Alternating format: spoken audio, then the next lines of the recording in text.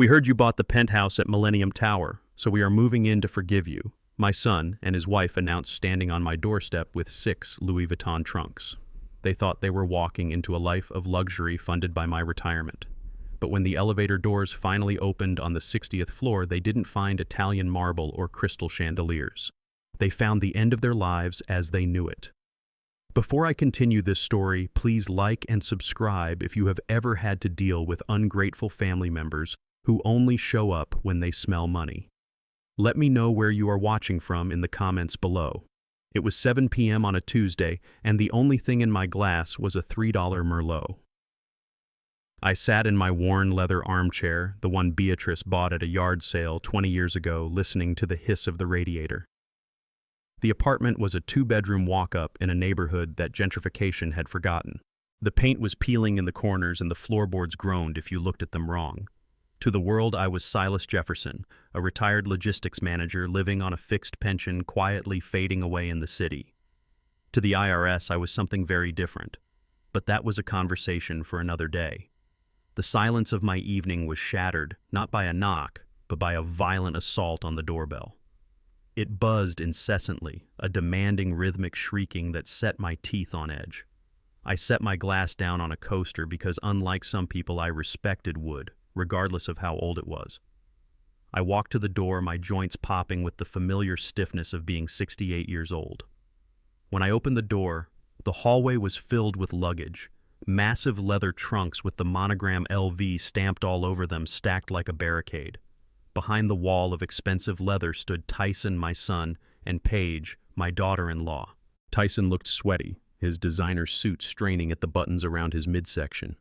Paige was scrolling on her phone, the light of the screen illuminating a face that had seen too much filler and not enough kindness. She didn't look up. She didn't say hello. She just nudged the nearest suitcase with the toe of a stiletto heel that cost more than my car. "Move aside, Silas," Paige said, her voice flat and bored. She pushed past me, trailing a cloud of heavy floral perfume that instantly overpowered the smell of my old books and lemon polish. She walked right into my living room, her eyes scanning the space with undisguised disgust. She kicked my house slippers under the sofa to clear a spot for her handbag, a Birkin that I knew was a high-quality fake. Tyson dragged the bags inside, grunting with the effort. He looked at me, and for a second I saw a flicker of shame, but it was quickly drowned out by entitlement. "We know, Dad," he huffed, wiping his forehead with a silk handkerchief. "We know about the penthouse." I stood by the open door, watching them invade my sanctuary. I didn't blink. I didn't ask how they knew. I simply closed the door and turned the deadbolt. "What penthouse?" I asked, my voice calm, the same tone I used to use when negotiating shipping contracts worth millions. Paige laughed, a sharp, brittle sound that grated on my nerves. "Don't play dumb, Silas. My friend works at the city registry. Silas Jefferson, Millennium Tower, the top floor unit, 5,000 square feet. You closed the deal yesterday. Cash." She walked over to my mantel, picking up a porcelain figurine Beatrice had loved and inspecting it for dust before putting it back down carelessly. "Finally, you did something smart with that hoard of cash you have been hiding." I walked back to my chair and sat down. I didn't offer them a drink. I didn't offer them a seat. "So you are here because I bought a property?" "No." Dad Tyson stepped forward, putting on his best salesman smile. "We are here to make peace. We forgive you." I looked at my son. This was the boy I had taught to ride a bike, the boy I had put through college working double shifts at the warehouse, the boy who 6 months ago had blocked my number because I refused to sell the house I built with his mother to fund his crypto mining startup. "You forgive me," I repeated slowly. "For what exactly?" Tyson waved his hand dismissively as if swatting away a fly. "For being stubborn. For not believing in my vision last year. Water under the bridge, Dad. We are family. And family takes care of each other. You are getting old. You shouldn't be alone in a massive penthouse. It is dangerous. You could fall. You could get confused." Paige chimed in from the kitchen, where she was already opening my refrigerator. "Exactly, Silas. A place like Millennium Tower needs maintenance. It needs management. We are willing to sacrifice our lifestyle to move in with you, to manage the estate, to ensure you are comfortable in your final years." I watched Paige pull out a container of leftover stew, sniff it with a grimace, and drop it into the trash can. That simple action, the casual wastefulness, made my blood run cold.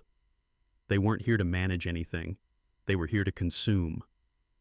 I looked at the mountain of luggage again. 6 trunks. You don't bring 6 trunks for a visit. You bring 6 trunks when you have nowhere else to go. I knew the truth. They thought I was a senile old man sitting in a dark room, but they forgot that I spent 40 years in logistics. I knew how to track things. My lawyer, Mr. Sharp, had sent me a dossier at noon. Tyson and Paige hadn't decided to move in out of the goodness of their hearts. They had been evicted from their luxury condo in the financial district at 9 o'clock this morning. They were 4 months behind on rent. Their credit cards were maxed out. The leasing on Tyson's BMW was in default. They were homeless. They were desperate. And they saw me not as a father, but as a golden parachute. Tyson sat on the arm of my sofa, leaning in close. Look, Dad, we know you are lonely. Mom is gone. You are just sitting here rotting. Let us help you. We can turn that penthouse into a real home. Paige has great taste. She can decorate. We can host dinners. You can just relax and let us handle the finances. Handle the finances. That was the phrase that almost made me laugh out loud. Tyson couldn't handle a lemonade stand without bankrupting it. Paige walked back into the living room holding an apple she had found in the fruit bowl. She took a bite and chewed loudly. We need to talk about the layout, she said, talking with her mouth full. I looked up the floor plans online. The orange walls in the master suite have to go. It is tacky. We need to knock down the wall between the kitchen and the dining area. Open concept. It is better for my live streams. She was already remodeling a home she had never stepped foot in. She was already spending money she didn't have. I watched her walk around the room, touching my things with disdain. Her hip bumped into the small side table where I kept the small shrine to Beatrice. The silver frame with her wedding photo wobbled. I started to stand up, but I wasn't fast enough. The frame fell, hitting the hardwood floor. The glass shattered with a loud crack. The room went silent. Tyson looked at the floor, then at me. Paige didn't even look down. She just stepped over the shards. Oops, she said casually. Well, it was old anyway. The frame was tarnished. When we move to the penthouse, we will get you a digital frame. Much more modern. You can upload photos from the cloud. She didn't apologize. She didn't bend down to pick up the picture of the woman who had welcomed her into this family, who had cooked for her, who had tried to love her despite her coldness. I sat back down. My hand gripped the armrest of the chair so hard my knuckles turned white. I felt a piece of jagged glass from my broken heart slice into my resolve. This was it. This was the moment. For years I had made excuses for them. I told myself Tyson was just influenced by the wrong crowd. I told myself Paige was just young and misunderstood. I helped them in secret. I paid off credit cards they thought they had magically cleared. I anonymously bought the unsold inventory from Tyson's failed dropshipping business so he wouldn't feel like a failure. But looking at the shattered glass on the floor, I realized I hadn't been helping them. I had been enabling monsters. And monsters need to be fed or they need to be put down. I took a sip of my wine. The cheap Merlot tasted bitter like iron. I looked at Tyson, who was waiting for an answer, his eyes shifting nervously to the suitcases. He needed a yes. If I said no, they would be sleeping in their car tonight. I could kick them out. I could scream. I could tell them I knew about the eviction, about the debt, about the lies. But that would be too easy. That would be a mercy. And mercy was something Silas Jefferson had just run out of. I smiled. It was a small, tight smile that didn't reach my eyes. You are right, I said, my voice raspy. I am getting old. This apartment is, dingy. Tyson's shoulders dropped 2 inches. Relief washed over him. Exactly, Dad. It is depressing here. You deserve better. And you want to come with me? I asked. To the Millennium Tower. Yes, Paige said, stepping forward, her eyes gleaming like a predator spotting a wounded animal. We will take care of everything, Silas.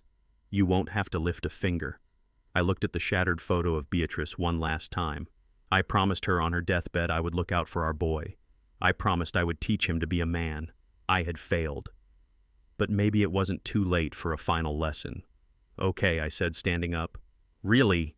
Tyson asked, a grin breaking across his face. Yes. I will call my lawyer, Mr. Sharp. He handles the property. But there are conditions. Anything, Paige said. We go tomorrow morning, I said. I am tired. I want to sleep in my own bed one last time. You can stay here tonight. Sleep on the floor if you have to, but don't unpack those bags. Tyson laughed a loud, victorious sound. Deal. We can sleep on the floor. It is just for one night. Tomorrow we are living the high life. Paige winked at Tyson. I saw it. It was a conspiratorial wink, a wink that said we got him. The old fool took the bait. I turned my back to them and walked toward my bedroom. I stepped carefully around the broken glass. I pulled my phone from my pocket and dialed a number I knew by heart. Mr. Sharp, I whispered into the phone as I closed my bedroom door. Yes, Silas, the lawyer answered on the first ring. Prepare the paperwork. I said, my voice cold as the grave. We have guests. Activate the protocol. Protocol Alpha. Mr. Sharp asked, his tone shifting from professional to intrigued. No, I said, looking at the shadow of my son pacing in the living room, excited about a fortune that didn't exist in the way he thought. Activate the transfer protocol and make sure the penthouse is ready. Strip it. Strip it, Silas. Everything I said. Leave nothing but the walls. I hung up the phone and listened. Outside in the living room, Paige was already on the phone, probably bragging to her friends. Tyson was opening my liquor cabinet. They thought they had won the lottery. They didn't know they had just bought a ticket to hell, and I was going to be the conductor. Tomorrow was going to be a very long day. The silence in my apartment did not last long. It was replaced by the aggressive clatter of cupboard doors slamming shut and the crinkle of plastic packaging being torn open. I sat in my armchair, the leather groaning under my weight, and watched Paige dismantle my kitchen. She moved through the small space like a health inspector looking for a violation, her nose wrinkled in permanent distaste. She opened my refrigerator, the seal popping with a sound that felt like a violation of my privacy. I watched her perfectly manicured hand reach inside and pull out a container of collard greens I had slow-cooked just yesterday. It was a recipe Beatrice had perfected over 30 years, a blend of spices and smoked turkey that made the house smell like comfort. Paige sniffed it, gagged theatrically, and tossed the entire container into the trash can. It hit the bottom with a wet thud. Silas, you cannot be eating this slop, she declared, not even looking at me as she grabbed a jar of pickles and a block of cheddar cheese, throwing them in after the greens.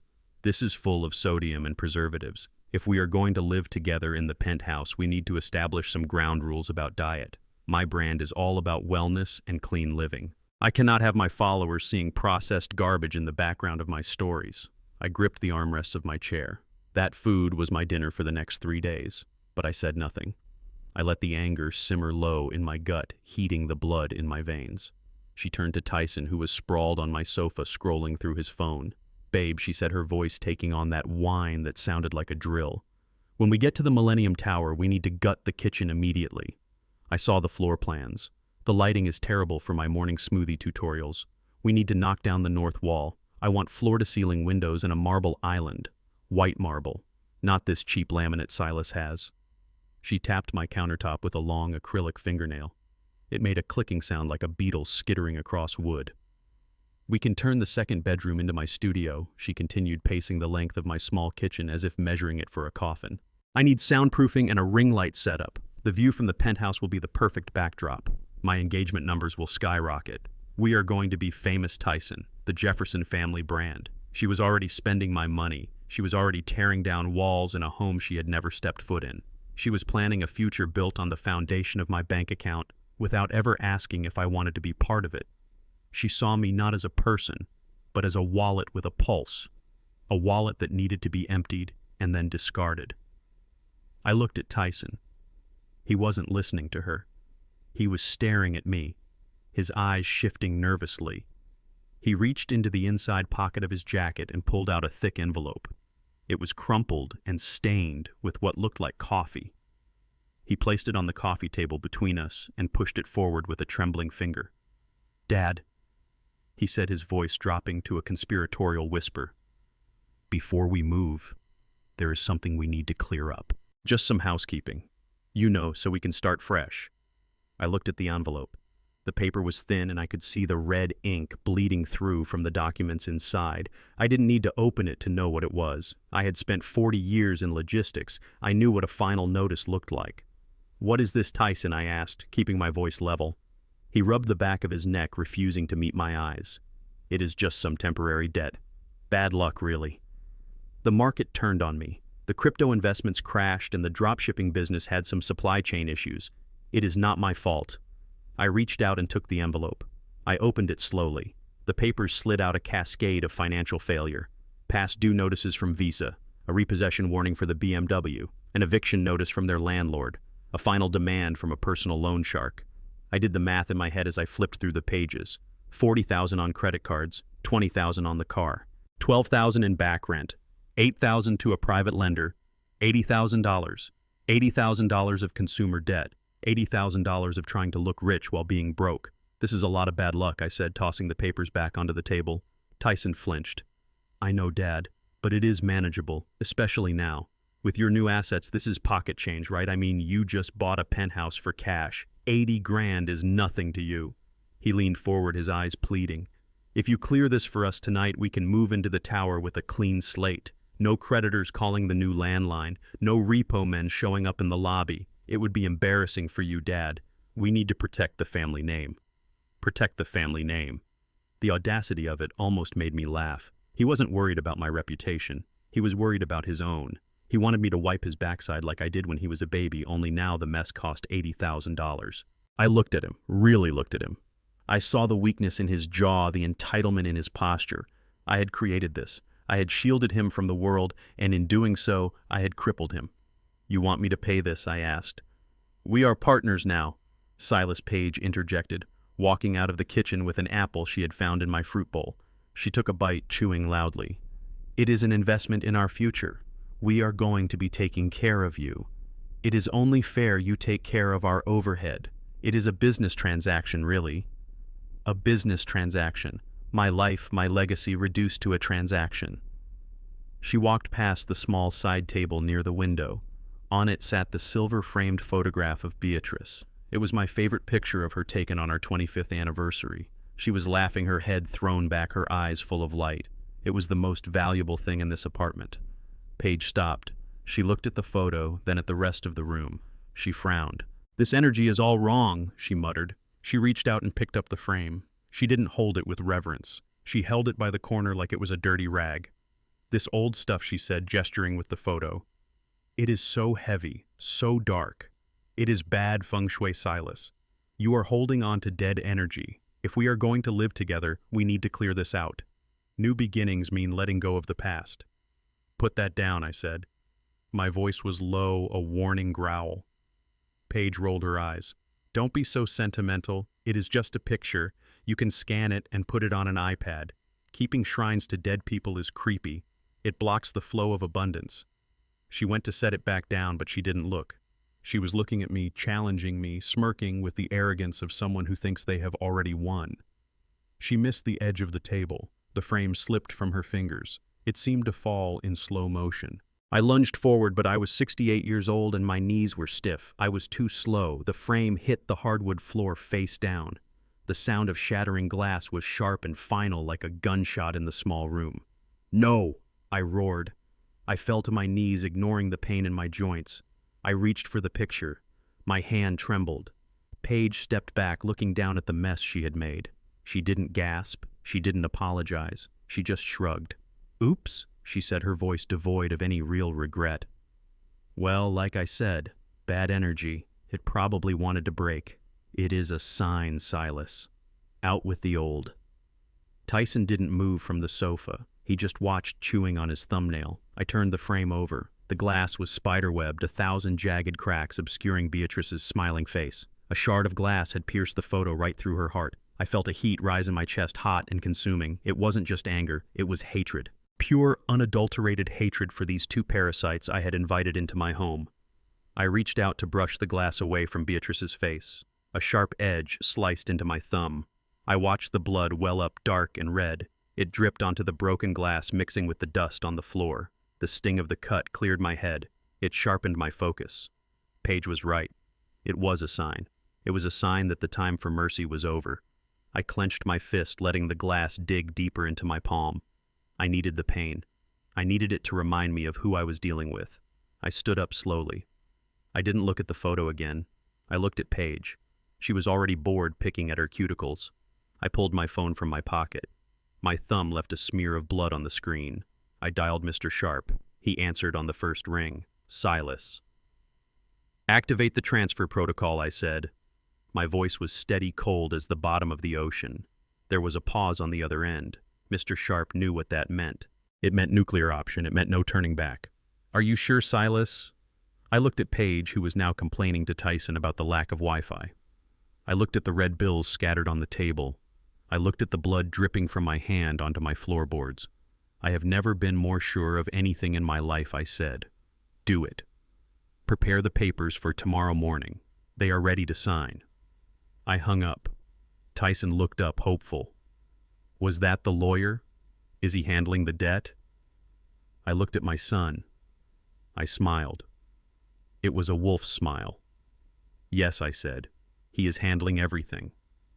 Tomorrow, all your problems will be solved. Tyson pumped his fist. Yes, I knew you would come through, Dad. Paige clapped her hands. Finally. Now let's order some real food. I am starving, and I cannot eat anything in this dump. They celebrated. They laughed. They planned their new life in my penthouse. They didn't know that I had just signed their execution order. They didn't know that the transfer protocol wasn't about transferring money to them. It was about transferring their liability to me and then using it to crush them. I looked at my bleeding hand. The blood was a promise. Beatrice was gone, but I was still here. And I was going to make sure that when they fell so hard they would never climb back up. Tomorrow they would enter the penthouse, and tomorrow the trap would snap shut. The morning sun filtered through the blinds, casting long bars of light across the hardwood floor where the shattered glass still lay. I had swept it into a pile but left it there, a jagged monument to the previous night.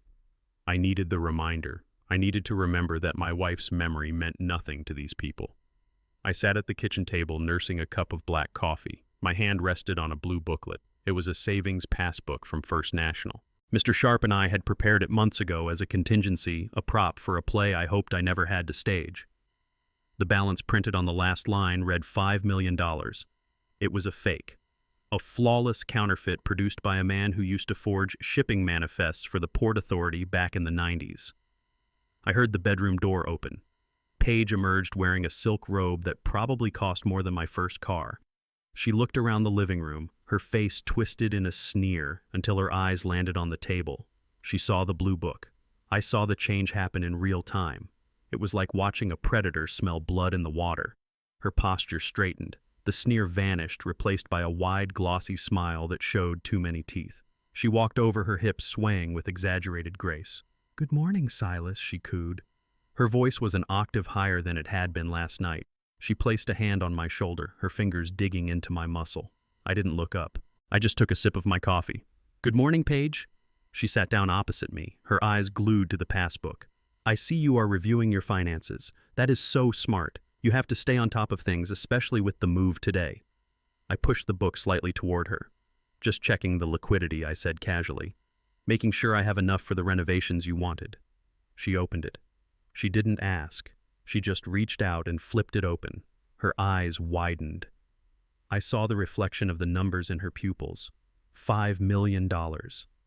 "Oh, Silas," she breathed. This is wonderful. You have been holding out on us." I shrugged. "I saved a little here and there. Logistics pays well if you know how to manage the inventory." She closed the book and slid it back to me. Her hand lingered on mine. Her skin was cold. "You know, Silas, I feel terrible about last night," she said. "I was tired. Stress does terrible things to a person. I didn't mean to be so harsh about the apartment. I just want you to be happy. You deserve the best." The transformation was sickening. 5 minutes ago, I was an old fool living in a dump. Now I was a king, and she was the loyal subject ready to serve. "Let me make you some tea," she said, standing up. "Coffee is bad for your blood pressure. I have some special herbal blend in my bag. It is great for relaxation. You look tense." I watched her go to her bag, one of the 6 trunks blocking my hallway. She rummaged around her back to me. I saw her pull out a small tin and something else, a small vial. She went to the stove. She bustled around humming a tune. She was blocking my view of the kettle with her body. I knew who Paige was. I knew her history. Tyson thought he had met a model at a launch party. I knew he had met a disgraced nurse who lost her license 3 years ago. Mr. Sharp had run the background check before the wedding. Diversion of narcotics. stealing pain meds from post-op patients. She knew her way around chemicals. She knew how to make people sleep. And she knew how to make people stop breathing if she had to. "Here you go, Dad," she said, using the word dad for the first time ever. She placed the mug in front of me. The steam rose, carrying a scent that cut through the smell of my coffee. It was floral, but underneath there was something sharp, bitter, like crushed almonds. I looked at the tea. Then I looked at her. She was watching me intently, her hands clasped in front of her waiting. "Drink up," she urged. "It will help you with the stress of the move." My heart hammered against my ribs. She wasn't just greedy. She was dangerous. She wanted me compliant. She wanted me pliable for whatever papers Tyson was about to bring out. Or maybe she just wanted me gone sooner rather than later. I lifted the mug. Her eyes tracked the movement. "Oh, I forgot my reading glasses," I said, suddenly setting the mug back down with a clatter. I stood up and walked toward the window where my fern sat on the sill. It was a large leafy plant I had kept alive for 10 years. Paige turned to look at the hallway where Tyson was emerging, rubbing sleep from his eyes. In that split second while her head was turned, I poured the entire contents of the mug into the soil of the fern. I turned back, wiping my mouth with the back of my hand. "That was delicious, Paige," I lied. "I feel better already." She smiled, satisfied. "Good. Now sit down. Tyson has something to show you." Tyson walked over holding a blue folder. He looked less confident than Paige, but he was driven by the same hunger. He sat down and placed the folder on the table next to the fake bank book. "Morning, Dad," he said. "Look, since we are moving today, we need to handle some logistics." I sat down. I let my eyelids droop slightly, acting as if the imaginary tea was already taking effect. "What kind of logistics, son?" He opened the folder. Inside was a document thick with legal jargon. At the top, in bold letters, it read, "Temporary Asset Management and Power of Attorney." "It is just a formality," Tyson said, pushing a pen toward me. "Since the Penthouse is a big property and there are taxes and fees, it will be a headache for you. This just lets me and Paige handle the paperwork. You know, talk to the lawyers, sign for deliveries, that kind of thing. It saves you the stress." I looked at the document. I didn't need to read the fine print to know what it was. It wasn't about deliveries. It was a total transfer of control. It would give them the right to access my accounts, sell my property, and make medical decisions on my behalf. If I signed this, they wouldn't need to wait for me to die. They could strip me clean by noon and dump me on the street by dinner. Paige moved behind my chair. Her hands rested on my shoulders, massaging them. "Just sign it, Silas," she whispered. "Trust us. We are family." I looked at Tyson. He was sweating. His leg was bouncing under the table. He knew this was wrong, but he was too weak to stop it. He was a man who would sell his own father to keep his wife in designer shoes. I reached for the pen. My hand trembled. I wasn't acting. The rage inside me was making me shake. "Okay," I said, my voice quavering. "If you think it is best." "Yes, Dad," Tyson said, leaning forward eagerly. "It is best. Just sign right there at the bottom." I brought the pen to the paper. I felt their anticipation. It was a physical weight in the room. They were already spending the $5 million in their heads. I pressed the tip of the pen to the paper. Then I let my hand spasm. I jerked my arm violently, knocking over the inkwell I kept on the table for my calligraphy hobby. The black ink exploded across the table. It soaked the document, turning the white paper into a black, sodden mess. It dripped onto Tyson's pants. "Oh no!" I cried, dropping the pen. My clumsy hands. "I am so sorry." Tyson jumped up, cursing. "Damn it, Dad. Look at my suit." Paige let out a hiss of frustration. "You old fool," she muttered under her breath. I stood up, clutching my chest, playing the part of the confused geriatric. "I am sorry. I don't know what happened. I feel so dizzy." Maybe it was the tea. Paige froze. She looked at me sharply, searching my face for any sign that I knew. "We need to print another one," Tyson snapped, trying to dab the ink off his trousers with a napkin. "We don't have a printer here," Paige said, her voice tight. "We have to go to a copy shop," Tyson said. I sat back down, breathing heavily. "I can't sign anything now," I said. "My eyes are blurry. I need to rest. We can do it tomorrow. We can go to Mr. Sharp's office in the morning. He has all the papers." Tyson looked at Paige. They exchanged a silent conversation. They were calculating. They assessed the risk. Fine, Paige said, her lips a thin line. "Tomorrow." But first thing in the morning, Silas, before we go to the tower. I nodded, closing my eyes. Yes, first thing. I heard them move away. I heard them walk down the hallway toward the bathroom. They thought I was asleep. They thought the sedative was working. I stood up silently. I moved across the living room, my socks sliding on the wood. I pressed my ear against the bathroom door. "Can you believe him?" Paige whispered, her voice full of venom. "He ruined the papers." "It is fine," Tyson replied. "We will get him to sign at the lawyer's office. Once he signs, we are in control." "But what do we do with him?" Paige hissed. "I am not living in that penthouse with him drooling all over the furniture. He is disgusting." Tyson laughed, a low, cruel sound. "Don't worry, babe. I already made the call. There is a facility in the Bronx. Shady Pines or something. It is state-funded. Cheap. Once the ink is dry on that power of attorney, we drop him off. We tell everyone he had a stroke and needs specialized care. He will be out of our hair by the weekend. They weren't just going to rob me, they were going to discard me. They were going to throw me into a warehouse for the dying while they drank champagne in my home." I stepped back from the door. A cold calm settled over me. It was the same calm I felt before closing a deal that would crush a competitor. They wanted to play games. They wanted to use legal documents and chemical cocktails. They had no idea who they were dealing with. I wasn't just an old man. I was the man who survived the riots of '92. I was the man who built an empire from a delivery van. I walked back to my chair. I looked at the fern in the window. The leaves where I had poured the tea were already starting to curl and brown. The poison was potent. I sat down and waited for them to come out. Tomorrow I would sign their papers, but they wouldn't be the papers they expected, and the ride to the penthouse wouldn't be the victory lap they imagined. It was going to be a funeral procession, and they were the ones in the hearse. At 9 o'clock sharp, a black stretch limousine turned the corner onto my street. It looked like a shark swimming in a koi pond. The vehicle was so long it blocked the driveway of Mrs. Higgins next door, who was out walking her poodle. She stopped and stared, her mouth hanging open. In this neighborhood, a car like that usually meant a funeral or a drug bust. I stood on the curb with my single leather satchel. Behind me, Tyson and Paige struggled with their mountain of Louis Vuitton trunks. They had refused my offer to help, and they refused to tip the driver who got out to load them. "Oh my God," Paige shrieked, her voice pitching up to that frequency that shattered glass. "It is here. Tyson, look, your dad actually came through." She didn't look at me. She looked at the car. She pulled out her phone instantly. I watched her face transform. The boredom and disdain vanished, replaced by a bright manufactured joy. She held the phone up high, finding her angle. "Hey guys," she chirped into the screen. "Big day today. The Jefferson family is on the move. My father-in-law sent the private driver to pick us up. We are heading to the new estate at Millennium Tower.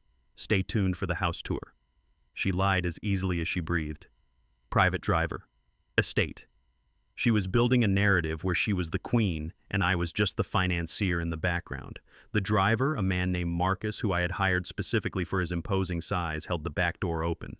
Paige practically dove inside, dragging Tyson with her.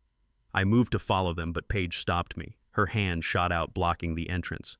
"Actually, Silas," she said, her smile tight and fake for the benefit of the neighbors watching. "Why don't you sit up front with the driver? There is way more legroom. Plus, Tyson and I need to coordinate some logistics for the arrival. We have to make calls. You would just be bored." She didn't want me in the back. She didn't want the old man in his dated suit ruining her aesthetic. She wanted the back seat to herself so she could drink the champagne and pretend she owned the world. I looked at her. I looked at Tyson, who was already popping the cork on a bottle of Cristal that had been waiting in the ice bucket. He didn't even look at me. He was too busy looking at the leather seats.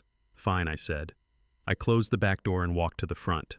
Marcus opened the passenger door for me. I climbed in. The seat was comfortable, but the message was clear. I was staff. I was the baggage handler. As we pulled away from the curb, leaving my old life behind, I heard the electronic thumping of bass coming from the partition behind me. They were having a party celebrating my demise. We navigated through the city traffic, the limousine parting the sea of Toyotas and Fords. I stared out the window, watching the buildings get taller and shinier. We were moving from the reality of the working class to the fantasy of the elite. Suddenly, the partition glass slid down. Tyson's face appeared. He looked flushed. The champagne was already hitting him. "Hey, Dad," he said, shouting over the music. "I need your phone." I turned in my seat. Why do you need my phone, son? Tyson held out his hand, snapping his fingers impatiently. We need to set up the apps, Dad. The banking apps, the crypto wallets. Mr. Sharp said the transfer protocols require two-factor authentication. I want to make sure everything is secure before we get to the tower. You know how hackers are these days. He was trying to sound professional, but I heard the greed dripping from his words. He wanted access. He wanted to see the numbers. He wanted to transfer my life savings into his account before we even parked the car. I reached into the inside pocket of my jacket. Tyson's eyes tracked my hand, his tongue darting out to wet his lips. I pulled out my phone. It wasn't the smartphone they expected. It wasn't a sleek glass rectangle. It was a Nokia 3310, a gray brick of a phone that I had kept in a drawer since 2005. I had reactivated it this morning just for this moment. I dropped the heavy plastic brick into Tyson's outstretched hand. Here you go, I said. Tyson stared at the phone. He turned it over in his hand as if I had handed him a piece of moon rock. What is this? He asked, his voice flat. It is a phone, I replied, facing forward again. It makes calls. It sends texts. It has a battery that lasts a week. Very secure. Impossible to hack. Dad, Tyson stammered. I can't install a banking app on this.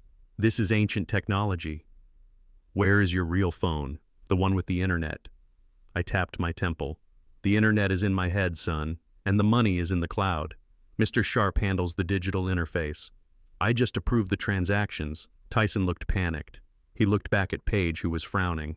Well, how do we access it? Paige demanded, leaning over Tyson's shoulder. How do we see the balance?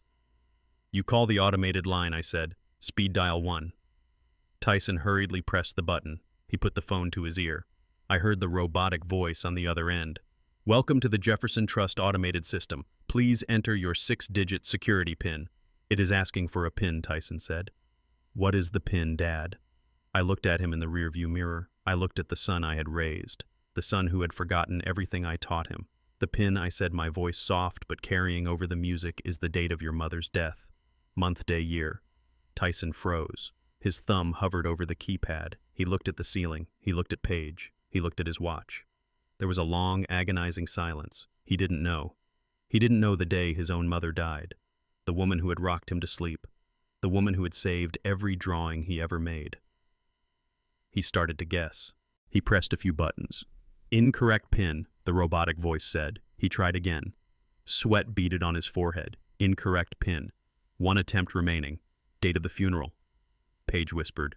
Try the funeral. He didn't know that either. I reached back and plucked the phone from his hand. Never mind, I said. I will handle it later. You seem to be having trouble with the security questions. I slid the glass partition back up, cutting off their protests. I sat there, clutching the old phone, my heart feeling like a stone in my chest. He had forgotten her. He had erased Beatrice from his mind to make room for luxury brands and social media followers. That was the final seal on his fate. If he had remembered, if he had just shown 1 ounce of respect for his mother, I might have hesitated. I might have left him a lifeboat. But now he was going down with the ship. 10 minutes later, the limousine slowed. We were entering the financial district. The shadows of the skyscrapers fell over the car. The partition slid down again. This time it was Paige. Silas, she hissed. I turned. Yes, Paige. She was pointing a manicured finger at me. Her face was twisted in horror. You cannot walk into the Millennium Tower wearing that. I looked down at my suit. It was a charcoal gray wool suit. It was 10 years old, but it was clean. It was the suit I wore to church. It was the suit I wore to bury my wife. What is wrong with it? I asked. It is shiny, Paige said, her voice filled with disgust. The elbows are shiny. The lapels are too wide. It looks like you bought it at a thrift store. You look like the help Silas. You look like the janitor. I brushed a piece of lint from my knee. I am who I am, Paige. The suit does not make the man. No, but the suit makes the impression. She snapped. We are going to be living in the most exclusive building in the city. There are billionaires in that lobby, tech moguls, celebrities. I cannot have you walking in there looking like you. She reached through the partition. She had a wet wipe in her hand, one of those lemon-scented ones she used to clean her phone screen. Come here, she ordered. You have dandruff on your shoulder. It is disgusting. She started to scrub at the shoulder of my jacket. She rubbed hard as if trying to erase the fabric itself. She looked at me with such contempt, such utter revulsion. To her, I was a stain. I was a blemish on her perfect picture. "Hold still," she muttered, scrubbing harder. "You are making a mess of everything." I sat there and let her do it. I let her treat me like a dirty child. I let her wipe me down with a wet napkin. Because we were turning the corner. I looked out the windshield. The Millennium Tower rose into the sky, a needle of glass and steel piercing the clouds. It was magnificent. It was imposing. And standing in front of the massive revolving doors, waiting for us with a clipboard and a smile that could cut glass, was Mr. Sharp. "That is enough, Paige," I said, pushing her hand away. She dropped the dirty wipe on the floor of the car. "Just try not to talk to anyone," she warned. "Let Tyson and me handle the staff. You just stand in the back and look quiet." The car stopped. The driver killed the engine. We had arrived. I opened my door. The air smelled of money and exhaust. I stepped out onto the sidewalk. I straightened my shiny jacket. I adjusted my wide lapels. I looked up at the tower. 60 floors of hubris. Tyson and Paige spilled out of the back of the limo. They looked up too. Mouths open, eyes wide with greed. They saw a palace. I saw a prison. "Welcome home," I whispered. Mr. Sharp walked toward us, his shoes clicking on the pavement. The trap was set. The bait was taken. Now all we had to do was close the door. The revolving doors of the Millennium Tower spun with a hushed, expensive whoosh, pushing us from the grid of the street into a sanctuary of climate-controlled privilege. The lobby smelled of white tea and old money. The ceilings soared 30 feet high, supported by pillars of black marble that looked like they had been hewn from the night sky itself. My shoes, the ones Paige had tried to scrub clean, squeaked against the polished floor.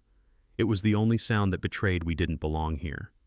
Mr. Sharp was waiting for us by the concierge desk, standing tall and immaculate in a navy pinstripe suit that cost more than Tyson's entire wardrobe. He didn't look like a lawyer today. He looked like the gatekeeper to Olympus. He held a clipboard against his chest like a shield. "Welcome home, Mr. Jefferson Sharp," said his voice smooth as aged bourbon. "We have been expecting you. The staff is eager to ensure your transition to the penthouse is seamless." He extended a hand to me, but before I could take it, Paige stepped between us. She thrust her Louis Vuitton tote bag toward him, not realizing or perhaps not caring that he was a senior partner at the city's top law firm and not a bellhop. "Take this," she commanded without even making eye contact, "and have someone bring up the trunks from the curb, carefully. If I see a single scratch on that leather, heads will roll. Also, we need a bottle of Dom Perignon on ice immediately. The vintage stuff, not the swill you serve to the tourists." Sharp didn't flinch. He didn't blink. He simply looked at the bag, then at me. His eyes held a flicker of amusement that only I could see. "I am the building manager, ma'am," Sharp said politely, stepping back so her bag remained hanging in the air. "The porters will handle your luggage shortly. However, before we can grant access to the elevators, there are some administrative matters to attend to." Paige huffed, dropping her arm. "Well, hurry up. The light is perfect right now, and I need to film the entry for my followers. We are already behind schedule because of that ridiculous limousine ride." Tyson was spinning in a slow circle, his mouth slightly open, staring at the abstract chandelier that looked like a frozen explosion of gold shards. "Dad, this place is insane," he whispered. "Do you really own the top floor?" I nodded, keeping my face impassive. "It is a significant investment, son.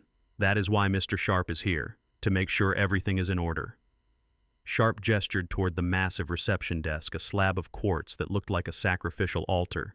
He placed a document on the surface. It landed with a heavy thud that echoed in the quiet lobby. It wasn't a single sheet of paper. It was a bound manuscript thick as a Bible. The cover simply read, "Residency and Liability Transfer Agreement. Since the deed is in your father's name, but you two will be the primary occupants assisting him, we need to formalize your status as residents," Sharp explained. "This ensures you have key fob access, amenity privileges, and authorization to make decisions regarding the property maintenance." Tyson looked at the stack of paper and his face fell. He hated reading. He hadn't finished a book since high school, and even then I was pretty sure he just watched the movie. "Do we have to read all of that?" Tyson asked, reaching for the corner of the document. "Can't we just sign? We trust you, Dad." I leaned against the marble pillar, feigning the exhaustion of an old man. It is standard procedure, Tyson. High security building. They need to know who is coming and going. Mr. Sharp is very thorough. Sharp flipped the document open. The pages were dense with legal text, single-spaced, justified margins printed in a font small enough to cause a migraine. It was 50 pages of ironclad clauses, traps, and financial landmines. It essentially states that as the active residents managing the household, you accept full responsibility for the operational costs and liabilities associated with the unit, Sharp said, glossing over the lethal details with the skill of an assassin. It grants you full autonomy within the residence. Paige heard the words full autonomy and her ears practically perked up. She didn't hear operational costs. She didn't hear liabilities. She only heard that she was going to be the queen of the castle. She elbowed Tyson out of the way. "Move over," she snapped. "You read too slow. We are going to be here all night." She grabbed the document and flipped to the back page. She didn't even glance at the text. She didn't look at the clauses regarding the massive lien on the property or the variable interest rate debt service that was currently accruing at a rate of $5,000 a day. "Where do we sign?" she asked, clicking a gold pen she had pulled from her purse. Sharp pointed to a line at the bottom. "Right there, Mrs. Jefferson." And there, under the section marked Primary Guarantor, Paige signed her name with a flourish, a big looping signature that took up half the page. She signed it like she was giving an autograph. She signed it like she was claiming a prize. She shoved the document toward Tyson. "Sign it, babe. Right next to mine." Tyson hesitated. He looked at the thick stack of paper. "Dad, are you sure about this?" he asked, looking at me. "Shouldn't you sign? It is your house." I coughed, a dry rattling sound covering my mouth with a handkerchief. "My hands are shaking, son," I wheezed. "The arthritis. Besides, you said you wanted to handle the logistics. You said you wanted to take care of me." Paige glared at him. "Tyson just signed the damn paper. Do you want the keys or not?" Tyson looked at me, then at Paige, then at the golden elevator doors waiting in the distance. Greed warred with laziness in his eyes, and greed won. It always won with him, always. He picked up the pen. He didn't read a single word. He didn't see the paragraph that transferred $2 million of toxic debt directly onto his personal credit history. He didn't see the clause that waived his right to bankruptcy protection. He signed his name, Tyson Jefferson. I watched the ink settle into the paper. It looked black and wet like fresh tar. "Thank you," Sharp said, snatching the document away before Tyson could second-guess himself. He slipped it into his briefcase with a snap of the locks that sounded like a jail cell closing. He reached into his pocket and pulled out 2 black key cards. They were sleek and heavy, devoid of any markings except for the gold infinity symbol of the Millennium Tower. "Here you are," Sharp said, handing them to Paige. "Access granted. Penthouse suite, 60th floor. The private elevator is the 3rd one on the left." Paige snatched the keys from his hand. Her eyes were wide, manic with triumph. She didn't say thank you. She grabbed Tyson's hand. "Come on," she squealed, pulling him toward the elevators. "Let's go. I want to see the view before the sun sets." They ran. They actually ran across the lobby, their footsteps echoing, leaving me standing there by the desk. They didn't look back to see if I was coming. They forgot about me the moment the plastic touched their palms. I stood there for a moment watching them go. I felt a strange hollowness in my chest. It wasn't regret, it was the finality of it. The last thread of hope that my son might redeem himself had just been severed by a ballpoint pen. Mr. Sharp looked at me. His professional mask slipped for a fraction of a second, revealing a deep sadness. "It is done, Silas," he said softly. "The liability transfer is immediate. The moment they enter the unit, the debt activation clause triggers." I nodded. "Good work, Sharp." "Are you sure you want to go up there?" he asked. "It is going to be ugly." I straightened my jacket. I adjusted my cuffs. "I have to go up there," I said. "I promised them a tour, and I always keep my promises." I walked toward the elevators. My steps were measured and slow. I wasn't rushing. I knew exactly what was waiting for them up there. They thought they were ascending to heaven. They didn't realize the elevator was going straight down. As the doors of the private lift slid open, I stepped inside. The interior was mirrored. I looked at my reflection. An old man in a cheap suit. A father who had just destroyed his son. But as the lift began to rise, I didn't see an old man. I saw a general. And the war was just beginning. The elevator rose with a silent, defying gravity smoothness that made my ears pop. It was a golden cage rocketing us toward the sky. I stood in the back watching the numbers on the digital display climb higher. 50, 51, 52. Every floor we passed was another layer of atmosphere between us and the real world. Tyson was practically vibrating. He adjusted his tie for the 10th time, looking at himself in the mirrored walls. "This is it, babe," he said, his voice thick with unearned pride. "We made it. Can you imagine the parties? Pool parties on the roof. I am going to invite the old crew just to see their faces. They are going to be so jealous." Paige didn't answer him. She was too busy performing. She held her phone out in front of her, the ring light clipped to the top, blindingly bright in the enclosed space. She had her influencer face on, lips pouted, eyes wide with manufactured wonder.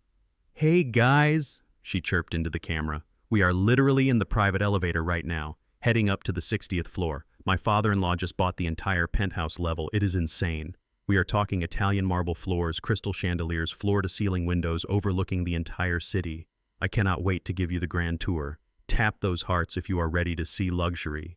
She spun the camera around to catch Tyson. "Say hi to the fans, babe." Tyson threw up a peace sign, grinning like a fool. "We are living the dream, baby." Then she turned the camera on me. "And there is Silas," she said, her voice dropping a little as if she were showing off a rescue dog. "He is a little camera shy, but we are going to get him a makeover soon." "Right, Silas?" I looked into the lens. I didn't smile. I stared right into the digital eye, knowing that thousands of strangers were watching. "Enjoy the show," I said. Paige laughed a fake tinkling sound. "He is so funny." "Okay, guys, here we go. Floor 60. Prepare to have your minds blown." The elevator slowed. The sensation of movement stopped. There was a soft chime. The golden doors slid open. Paige stepped forward, leading with her phone ready to capture the opulence. "Oh my go!" She started to scream, but the word died in her throat. It turned into a strangled gasp. She stopped so abruptly that Tyson bumped into her back. "What is it, babe?" Tyson asked, peering over her shoulder. "Is it too much? Is it—" He stopped too. There was no Italian marble. There were no crystal chandeliers. There were no velvet drapes or plush carpets. There was nothing. The penthouse was a cavern, 5,000 square feet of raw industrial emptiness. The floor was unfinished concrete, gray and dusty, stained with patches of dried sealant. The walls were bare drywall, the seams still taped and mudded, white lines crisscrossing the gray like scars. Exposed ductwork hung from the ceiling like the ribs of a leviathan. Wires dangled from open junction boxes where light fixtures were supposed to be. It smelled of dust and cold air. It smelled like a construction site that had been abandoned. The only light came from the massive floor-to-ceiling windows which let in the brutal afternoon sun, illuminating every speck of dust dancing in the air. Paige lowered her phone. Her hand was trembling. "What is this?" she whispered. Her voice echoed in the vast empty space. "Where's the furniture? Where is the art? Where is the life?" Tyson stepped out of the elevator, his shoes crunching on the gritty floor. He spun around in a circle, his arms wide. "Dad," he said, his voice rising in panic. "Dad, what is going on? Is this the wrong floor? Did we get off on the service level? This can't be it. You said it was a penthouse." I stepped out of the elevator. I walked past them, my footsteps heavy and deliberate. I took a deep breath, inhaling the scent of concrete and opportunity. "It is the penthouse, Tyson," I said, my voice calm. "It is a shell unit. That is how real estate works at this level. You buy the space, you build the dream. But you said it was ready." Paige shrieked, spinning on her heel to face me. "You said we could move in. This isn't a home, it is a warehouse. How am I supposed to film here? There is no Wi-Fi, there is no furniture, there is—" She stopped again. Her eyes had adjusted to the glare of the sun, and she saw something in the middle of the room. In the exact center of the vast concrete floor sat a lonely island of clutter, a pile of mismatched junk that looked like it had been vomited up by a garbage truck. It was a beige microfiber sofa stained with red wine and dog urine. It was a particle board coffee table with a broken leg propped up by a stack of magazines. It was a 60-inch flat-screen TV with a crack running down the middle of the screen. It was piles of dirty laundry overflowing from plastic hampers, boxes of half-eaten takeout, a cat tower that had been shredded to ribbons. It was their stuff. It was the contents of the apartment they had been evicted from this morning. I had arranged for the movers to pick it up from the curb where the sheriff had dumped it and bring it here. I wanted them to feel at home. Paige walked toward the pile slowly as if she were approaching a bomb. She reached out and touched the stained arm of the sofa. She recoiled as if it had bitten her. "This is our stuff," she whispered. "This is our old couch. Why is our garbage here?" Tyson ran over, kicking a box of old sneakers. "Dad, why is our stuff here? Who brought this up here? This is embarrassing. Look at it. It looks like a dump." I walked over to the pile. I picked up a dirty t-shirt from the floor. It was one of Tyson's designer shirts stained with sweat. "It is your stuff," I said, tossing the shirt back onto the pile. "I thought you would appreciate the gesture. I paid the movers extra to bring it up." "You said you wanted to move in.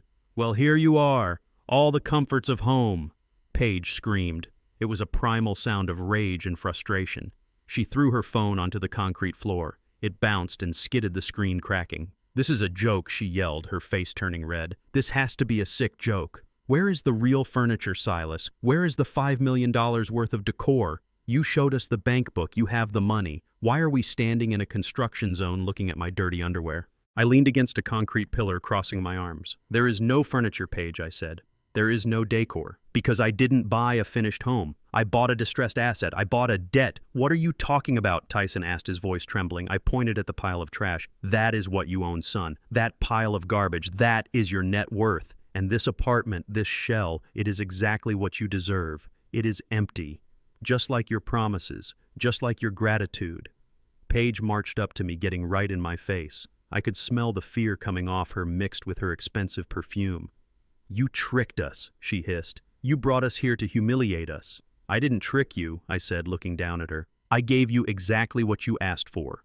You wanted the penthouse. You signed the papers for the penthouse. You are now the legal residents of the penthouse." I gestured around the room. "Congratulations. It is all yours. The view, the square footage, and the echo." Tyson looked around the room, his eyes wild. "But we can't live here, Dad. There is no kitchen. There are no bathrooms. It is freezing." "There is a service sink in the utility closet," I said. "And I think there is a working toilet in the master bath. You will have to bring your own toilet paper, though." I didn't think to stock up. Paige grabbed Tyson's arm, her nails digging into his suit jacket. "We are leaving," she said. "We are going to a hotel. I am not staying here. This is insane. Come on, Tyson. Let's go." She tried to pull him toward the elevator. "Go ahead," I said. "But before you go, you might want to check your bank accounts. You might want to see if your cards still work at a hotel." Tyson froze. He looked at me, his face pale. "What did you do?" he whispered. "I didn't do anything I said. You did it. You signed the papers, Tyson. You signed the liability transfer. Do you know what happens when you sign as a guarantor for a distressed asset with a $2 million lien against it?" Tyson shook his head, mute with horror. "Your assets get frozen." I explained, my voice cold and hard. "The bank secures its interest. Every dime you have, every line of credit is now collateral for this concrete box. You can't leave, Tyson. You can't go to a hotel. You can't even buy a sandwich." Paige let go of Tyson's arm. She backed away from him, looking at him with pure revulsion. "You broke us!" she screamed. "You idiot! You signed it! You signed everything away!" She turned to me, her eyes pleading now, desperate. "Silas, please!" "I didn't sign it. It was Tyson. Let me go. I am pregnant. You can't do this to a pregnant woman." I looked at her stomach, flat as a board. "Pregnant?" I asked. "Yes," she cried, clutching her midsection. "I was going to tell you tonight. A surprise. Your grandchild. Please, Silas, don't make me stay here." I reached into my jacket pocket. I pulled out a folded piece of paper. It wasn't a bank book. It was a report from the private investigator Mr. Sharp had hired. I unfolded it slowly. "That is interesting, Paige," I said, reading from the paper. "Because according to this report from the clinic you visited last week for your Botox injections, you aren't pregnant. In fact, you had a procedure done 3 years ago that makes it impossible for you to get pregnant. You tied your tubes, Paige. You didn't want any parasites ruining your figure. Isn't that what you told the doctor?" Paige's face went white. She opened her mouth, but no sound came out. The silence in the room was absolute, broken only by the wind whistling through the cracks in the unfinished windows. Tyson looked at his wife. "You lied," he whispered. "You told me we were trying." I dropped the paper on the floor. It fluttered down, landing on top of the pile of dirty laundry. "Lies," I said. "That is all you have. Lies and garbage. And now you have a concrete box to keep them in." I walked toward the elevator. "Where are you going?" Tyson shouted, his voice cracking. "You can't leave us here." I pressed the call button. The golden doors opened immediately. "I am going home," I said, "to my dingy apartment, to my memories." "But you signed the lease," Paige screamed, running toward me. "You are the owner. You have to stay." I stepped into the elevator. I turned to face them. "Read the contract, Paige," I said as the doors began to close. "I am the owner of the deed. You are the residents. You are the managers. I am just the silent investor, and I am evicting myself." The doors slid shut, cutting off their screams. I stood in the silence of the elevator, watching the numbers count down. 60, 59, 58. I felt lighter with every floor. I had stripped them of everything, their pride, their lies, their future. They were trapped in a gilded cage of their own making, high above the world, with nothing but their own rot to keep them company. It was cruel, it was ruthless, and it was the best thing I had ever done for them. Now they would learn what it meant to start from zero, or rather from -2 million. The elevator hit the lobby. The doors opened. Mr. Sharp was waiting. "How did it go?" he asked. I adjusted my cuffs. "They love the view," I said. Mr. Sharp smiled. "Excellent. The power and water are scheduled to be shut off in 2 hours." "Perfect," I said. "Let's go get a drink, Sharp. Somewhere cheap." We walked out of the Millennium Tower, leaving my son and his wife in the darkness they deserved. The elevator doors were trying to close, the metal plates sliding toward each other to seal me off from the rot I had left behind. But Tyson, fueled by a sudden manic burst of desperation, jammed the toe of his designer boot into the gap. The safety sensors tripped. The doors bounced back open with a pneumatic hiss. He lunged at me. He didn't look like my son anymore. He looked like a junkie who had been denied his fix. He grabbed the lapels of my charcoal suit, his knuckles white, his breath smelling of stale champagne and fear. "You are lying," he screamed, spit flying from his mouth and landing on my cheek. "You showed us the book." $5 million. I saw it. Paige saw it. "You can't fake a bank book like that. Give me the access codes, old man. Give them to me right now, or I swear to God I will." He raised a fist. My own son, the boy I had carried on my shoulders at the zoo, the boy I had taught to tie his shoes. He raised a fist to strike his 68-year-old father over a book of paper and ink. I didn't flinch. I didn't cower. I didn't play the part of the frail, confused geriatric anymore. That mask had served its purpose, and now it was time to burn it. I reached up and clamped my hand around his wrist. My grip wasn't the weak grasp of a pensioner. It was iron. It was forged from 40 years of lifting crates, wrestling loading dock chains, and building an empire with my bare hands. I squeezed until I felt the tendons in his wrist grind together. Tyson gasped, his eyes bulging. He dropped his hand, his fist uncurling into a claw of pain. He looked at me in shock, rubbing his wrist, trying to understand where the strength had come from. I pushed him back. It was a short, sharp shove, but it sent him stumbling. He tripped over a box of his own discarded sneakers and landed hard on his backside in the dust. "Sit down, Tyson," I said. My voice wasn't raspy anymore. It didn't waver. It was deep, resonant, the voice that used to command 300 men on a shipping floor during a hurricane. I reached into my pocket and pulled out a small black remote. I pointed it at the far wall of the penthouse where the raw concrete was smoothest and darkest. I pressed a button. A portable laser projector hidden in the ceiling beams alongside the security cameras I had installed last week hummed to life. A beam of blue light cut through the dusty air, hitting the wall with crystal clarity. It projected a computer screen. It was the banking interface for the First National account I had shown them that morning. The balance shone in bold black numbers, $5,000, $1,000. "There it is," Paige shouted, pointing a trembling finger at the wall.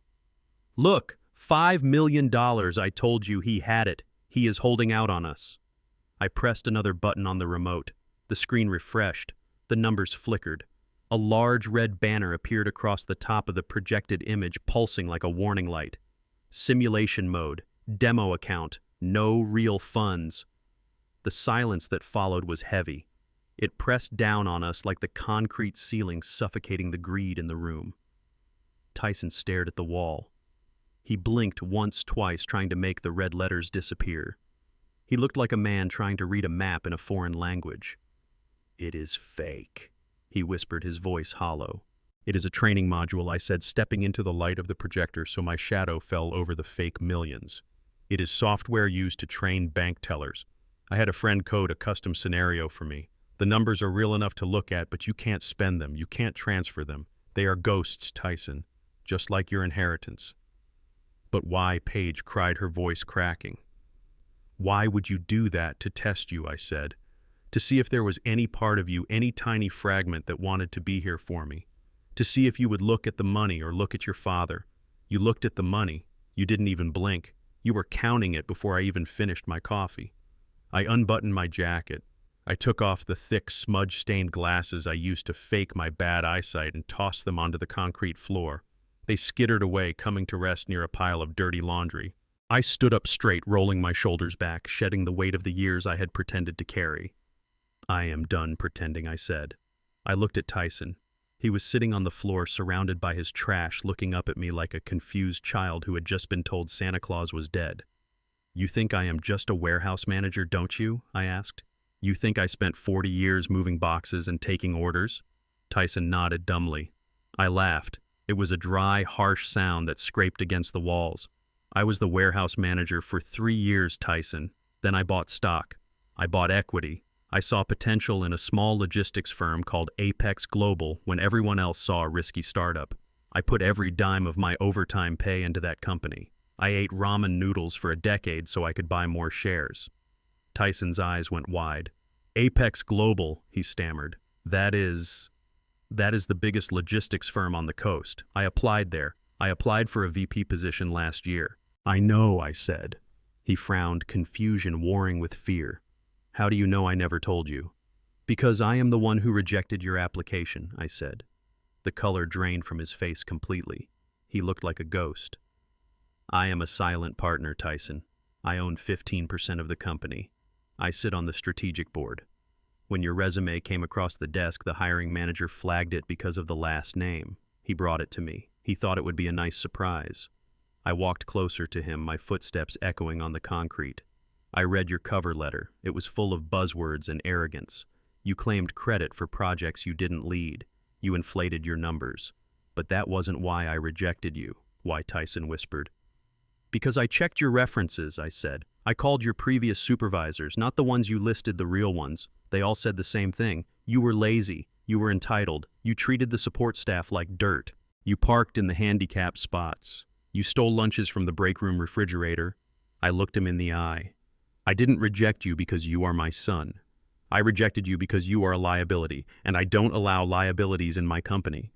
Paige stood up. Her face was red, her chest heaving. She looked like a cornered rat. "You are a monster," she screamed. "You sabotaged him. You ruined his career, and now you lured us here to trap us. This is fraud, Silas. This is entrapment." She pulled out her phone. The screen cracked from when she threw it earlier. Her fingers flew across the glass. "I am calling my lawyer," she hissed. "I am going to sue you for everything you have. I am going to sue you for fraud, for emotional distress, for kidnapping. You can't keep us here. I will take your real money, Silas. I will take every cent of that Apex stock." I looked at her. I looked at the phone in her hand, and I laughed. It started as a chuckle low in my chest and grew into a roar. It bounced off the concrete walls, amplifying until it filled the empty space. I laughed until my sides hurt. I laughed at the absurdity of it all, at the sheer unmitigated gall of this woman. "Sue me," I said, wiping a tear from my eye. "Please, Paige, do it. Call your lawyer. Call the police. Call the Pope for all I care." I gestured to the room, to the empty walls, the pile of trash. "What are you going to sue me for? Providing you with housing. I gave you a lease. You signed it. I gave you access. You have the keys. I am not keeping you here. You are free to leave. But as I told you, the debt follows you. The moment you step out that door, the bank freezes your assets."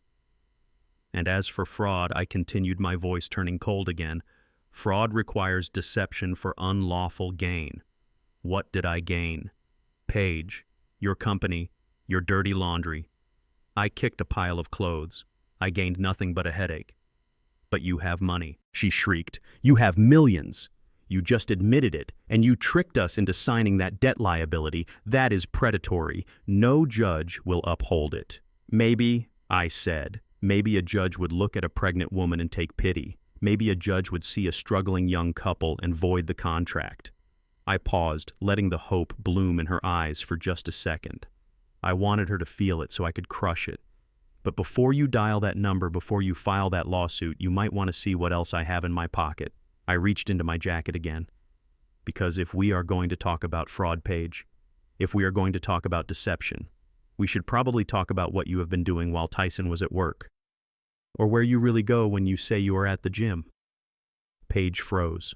Her thumb hovered over her phone screen. What are you talking about? She whispered. I pulled out a thick manila envelope. It wasn't a prop. It wasn't a fake bank book. It was heavy with photographs and bank statements. I am talking about the truth, I said. I tossed the envelope onto the floor. It slid across the concrete, stopping right at Tyson's feet. Open it, Tyson, I commanded. See what your loving wife has been up to. Tyson looked at the envelope. He looked at Paige. She was shaking her head, her eyes wide with terror. Don't, she mouthed. Don't open it. Tyson reached for the envelope. Go ahead, son, I said. Consider it a housewarming gift. He ripped it open. Photos spilled out. Grainy surveillance photos. Crisp bank screenshots. And as Tyson looked at the first photo, his world didn't just crack. It shattered. You thought the empty apartment was the surprise, I said, my voice low and dangerous. The surprise hasn't even started yet. Tyson held the envelope like it was a live grenade. His hands were shaking so bad the papers inside rustled against the cardboard. He looked at me, his eyes pleading for a reprieve, asking for permission to put it down and walk away. But I just nodded toward the flap. Open it, son, I said, my voice flat. You wanted the truth. You wanted to know why I wouldn't invest in your startup. You wanted to know why I wouldn't sell the family home. The answer is in your hands. He pulled the tab. The sound of tearing paper was loud in the empty concrete box. He reached inside and pulled out a stack of glossy 8x10 photographs. They weren't art, they were surveillance. High-resolution night shots taken with a telephoto lens. The first photo hit the floor face up. It showed Paige. She was wearing a red dress, a dress I recognized because she had charged it to my credit card 3 months ago. She was standing outside the valet stand of the Viceroy Hotel. She wasn't alone. A man was with her, his hand resting possessively on the small of her back. He was tall, well-built, and wearing a suit that fit him better than Tyson's ever did. Tyson stared at the photo. He blinked. He tilted his head as if the angle would change the reality of what he was seeing. That is Dante, he whispered. The name came out like a curse. That is Dante Williams. I knew the name. Dante was Tyson's nemesis. They had started at the same brokerage firm 5 years ago. Dante had been promoted. Tyson had been fired. Dante had started his own consulting group. Tyson had started begging me for money. Keep looking, I said. Tyson dropped the next photo. It showed Paige and Dante inside the hotel bar. They were laughing. Dante was whispering something in her ear. Her hand was on his knee. It wasn't the body language of friends. It was the body language of lovers. The third photo was the killer. It showed them entering an elevator. Paige was kissing him. Her arms were wrapped around his neck, her legs tangled with his. Tyson made a sound that was half sob, half retch. He dropped the rest of the stack. They fanned out across the dusty floor a mosaic of betrayal. Paige and Dante at dinner, Paige and Dante in a jewelry store, Paige and Dante entering her car. He turned to Paige. His face was a mask of confusion and pain. You told me you hated him, Tyson stammered. You told me he was a snake. You said he sabotaged my accounts. You said he was the reason I got fired. Paige didn't look at the photos. She looked at me, her eyes burning with hate. She knew she was cornered, but she wasn't ready to surrender. She crossed her arms over her chest defensively. It was business, she snapped. I was trying to network Tyson. Dante has connections. I was trying to get him to invest in your company since your own father wouldn't do it. I was doing what I had to do to survive. Networking. Tyson shouted, his voice cracking. You are kissing him, Paige. You are going into a hotel room with him at 2 in the morning. That is not networking. He looked down at the timestamp on the photos. "This is from last Friday," he said. "You told me you were at your mother's. You said she was sick. I stayed home and watched your cat while you were with him." Paige rolled her eyes. "Oh, grow up, Tyson. I was securing our future. Dante has real money. He doesn't play games with fake bank books. He appreciates ambition." I stepped forward, my shoes crunching on the gravel. "He appreciates your spending habits too," I said. "Or maybe he doesn't. Maybe that is why you had to steal from your husband." Tyson looked up at me, distracted from the affair by the new accusation. "Steal?" he asked. "What do you mean, steal?" I pointed to the second envelope, the blue one that was still tucked under his arm. "Check the financials, Tyson. You told me your crypto wallet was hacked. You told me the $50,000 I gave you for the server farm disappeared into the blockchain. You cried in my kitchen. You swore it was Russian hackers." I walked over and snatched the blue envelope from him. I ripped it open and dumped the contents onto the floor next to the photos. Bank statements fluttered down, credit card receipts, PayPal transfer logs. "It wasn't hackers, son," I said. "It was handbags." I picked up a sheet and held it in front of Tyson's face. "Look at the transfers. $50,000 moved in small increments over 3 months.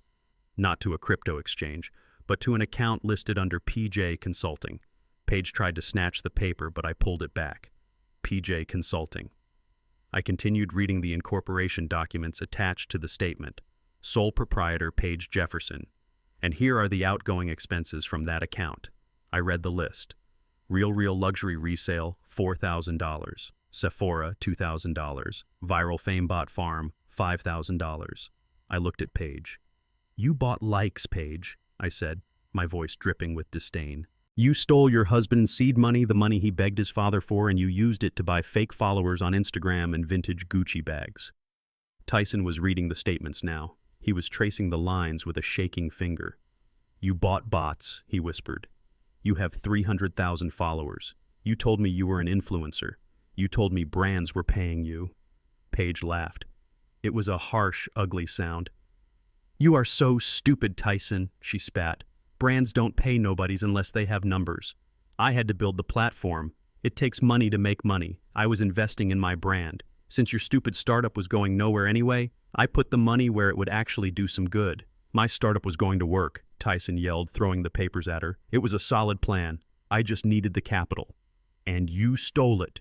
You stole everything." "I didn't steal it," Paige screamed back, stepping into his space, her face twisted into a snarl. "I repurposed it. Because you are a failure, Tyson. You have always been a failure."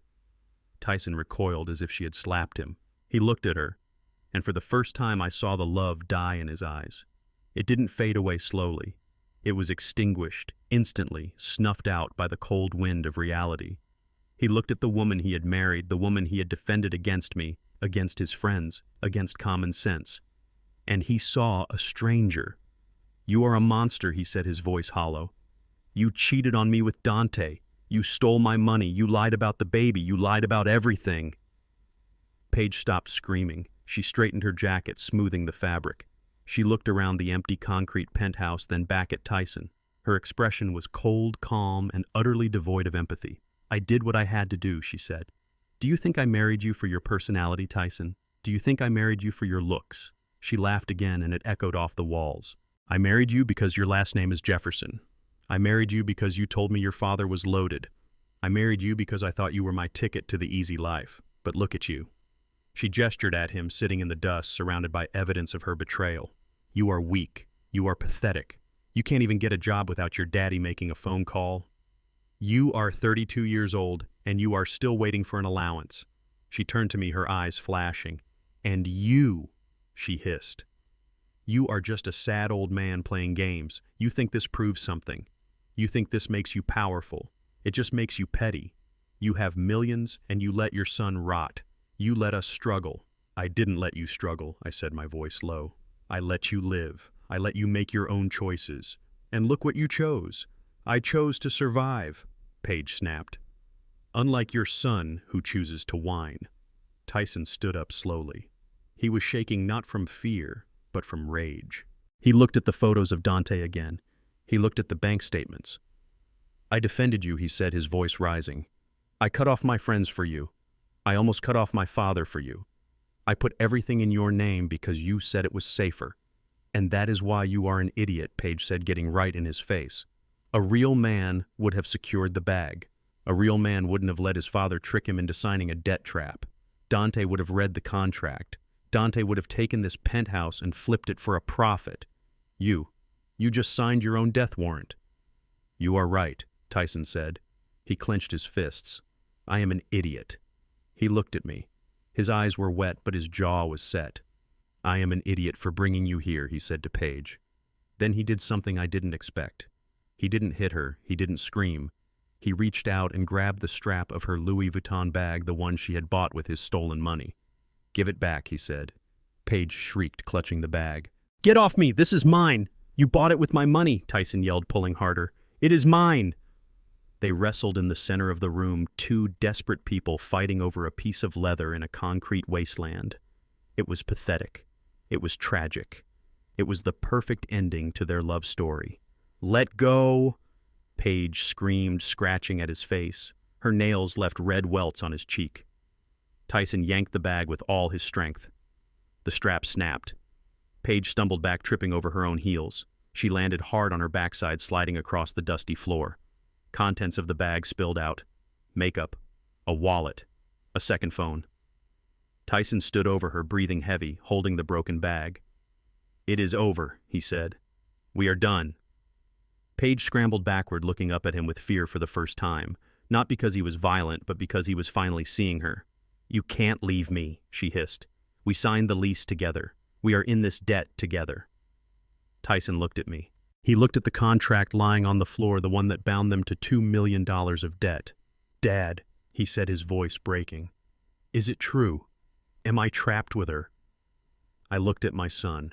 He was bleeding from the scratch on his face. He was holding a broken purse. He looked like a man who had lost everything, but in doing so had finally found his spine. The contract is binding, I said. The debt is joint and several. That means the bank can come after both of you or either of you. Tyson looked at Paige. Then I guess it is a race, he said. He dropped the bag. I guess it is a race to see who drowns first. Paige stood up, dusting herself off. Her eyes were wild. I am not drowning, she spat. I am a survivor. She looked at me. I am going to fix this, she said. I am going to find a way out of this contract. And then I am going to take everything you have, Silas. I swear it. I smiled. You can try, Paige, I said. But you have a bigger problem right now. What she demanded. I pointed to the door. I think your ride is here. Mr. Sharp stepped into the room. He wasn't smiling anymore. He looked at Paige, then at Tyson. Mr. and Mrs. Jefferson, he said, his voice grave. I have just been informed by building security that there are some gentlemen in the lobby asking for you. They say they are from a company called Quick Cash Solutions. They say they saw a live stream and recognized the location. Paige's face went from white to translucent. Quick Cash Solutions. Tyson repeated, confused. Who are they? Paige didn't answer. She started backing toward the balcony door. They are the loan sharks, I said. The ones Paige borrowed $8,000 from to pay for her car lease. And if they are here, it means they saw her video. They know where she is. And they know she isn't pregnant. Paige looked at the elevator, then at the service stairs. She looked like a trapped animal. Tyson looked at her with pure disgust. You borrowed from loan sharks, he asked. In my name. Paige didn't answer. She ran. She ran toward the fire exit, her heels clicking frantically on the concrete. Tyson watched her go. He didn't chase her. He turned to me. Dad, he said. Help me. I looked at him. I looked at the mess on the floor. I already did help you, son, I said. I showed you the truth. Now deal with it. Mr. Sharp stood in the doorway of the penthouse like a sentinel in a navy suit, blocking the only exit that didn't involve a 60-story drop. Paige had frozen mid-stride, her hand clutching the strap of her broken purse, the panic on her face warring with her confusion. Tyson was still on the floor, surrounded by the evidence of his wife's infidelity and his own financial ruin. I stepped forward. The concrete dust crunched under my shoes. It was a gritty sound, a sound of finality. You might want to stay inside, I said, my voice echoing in the hollow space. Those gentlemen from Quick Cash Solutions are remarkably persistent. And unlike Mr. Sharp here, they do not bill by the hour. They bill by the broken bone. Paige retreated from the door. She looked at Mr. Sharp, then at me. Her eyes darted around the empty room, looking for a way out, looking for a lawyer, looking for anyone who would tell her this was just a bad dream. But there was no one, just the four of us, and the silence of the unfinished tower. Mr. Sharp walked into the room. He didn't look at the mess on the floor. He didn't look at the photos of Paige kissing another man. He was a professional. He was here for the paperwork. He opened his briefcase. The click of the latches was loud, sharp, and precise. He pulled out the document they had signed in the lobby less than an hour ago, the thick, bound manuscript that Paige had been so eager to autograph. He held it up. The light from the setting sun caught the glossy cover.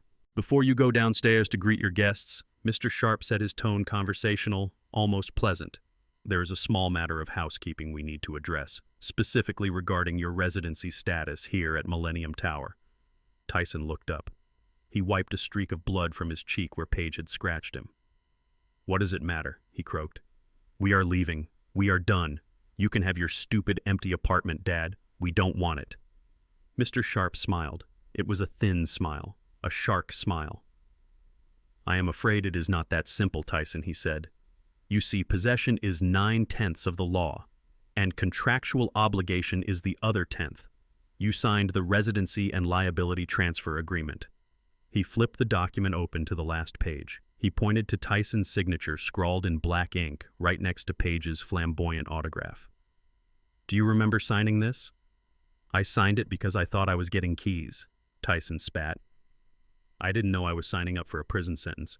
Mr. Sharp adjusted his glasses. He looked down at the paper, reading from the fine print. Clause 14, Section B. "The signatories herein referred to as the guarantors agree to assume full responsibility for the underlying asset, debt, and maintenance costs associated with Unit 60A. Paige stepped forward. Her fear was being replaced by that sharp, cornered anger she used as a weapon. "What asset debt?" she demanded. "You own the place, Silas. You paid cash. You said you bought it yesterday." I leaned against a concrete pillar. I crossed my arms. "I did buy it yesterday, Paige," I said. "But I didn't pay full price. Do you know why this unit is unfinished? Do you know why it has been sitting empty for 2 years while the rest of the building sold out?" She stared at me silent. "Because the developer went bankrupt," I explained. "He ran out of money. He took out a massive construction loan to finish the tower, and he defaulted on the penthouse. This unit isn't just an apartment, it is a lien. It is a toxic asset."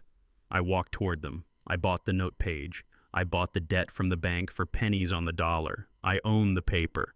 But the property itself carries a liability, a construction lien.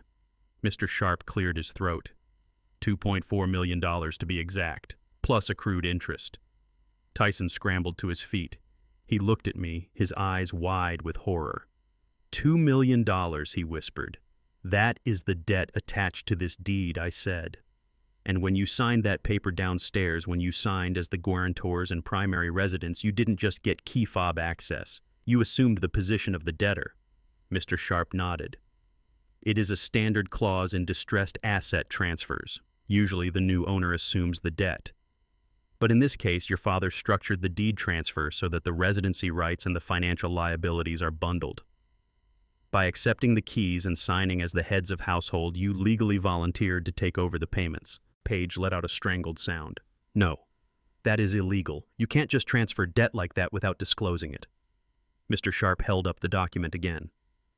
"It is fully disclosed, Mrs. Jefferson.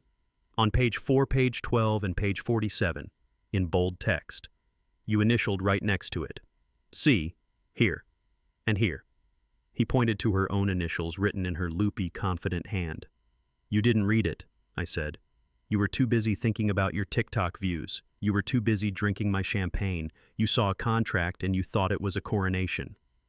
Tyson grabbed the document from Mr. Sharp's hands. He ripped through the pages, tearing the paper in his haste. He found the page. He read it. His lips moved silently. "Floating interest rate," he read aloud, his voice shaking. "Immediate repayment clause triggered upon occupancy.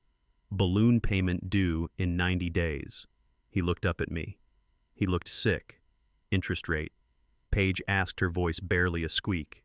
"Variable," Mr. Sharp said cheerfully. "Currently sitting at 12%. but there is a penalty APR for the previous owner's default. So effectively, you are looking at about 18%, compounded daily. Tyson did the math in his head. I could see the numbers crushing him.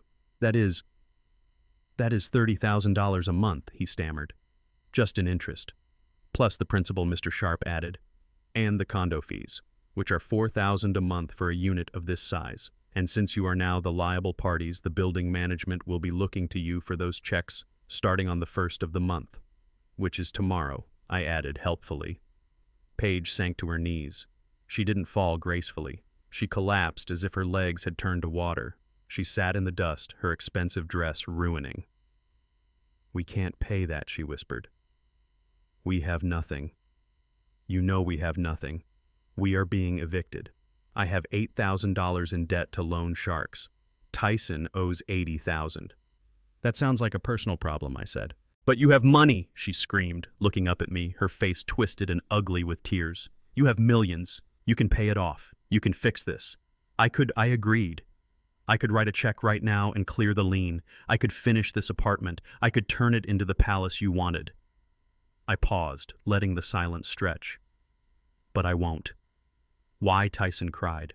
"Why do you hate us so much?" "I don't hate you, son," I said. "Hate takes energy. I am just indifferent. I am indifferent to your struggles because you were indifferent to mine.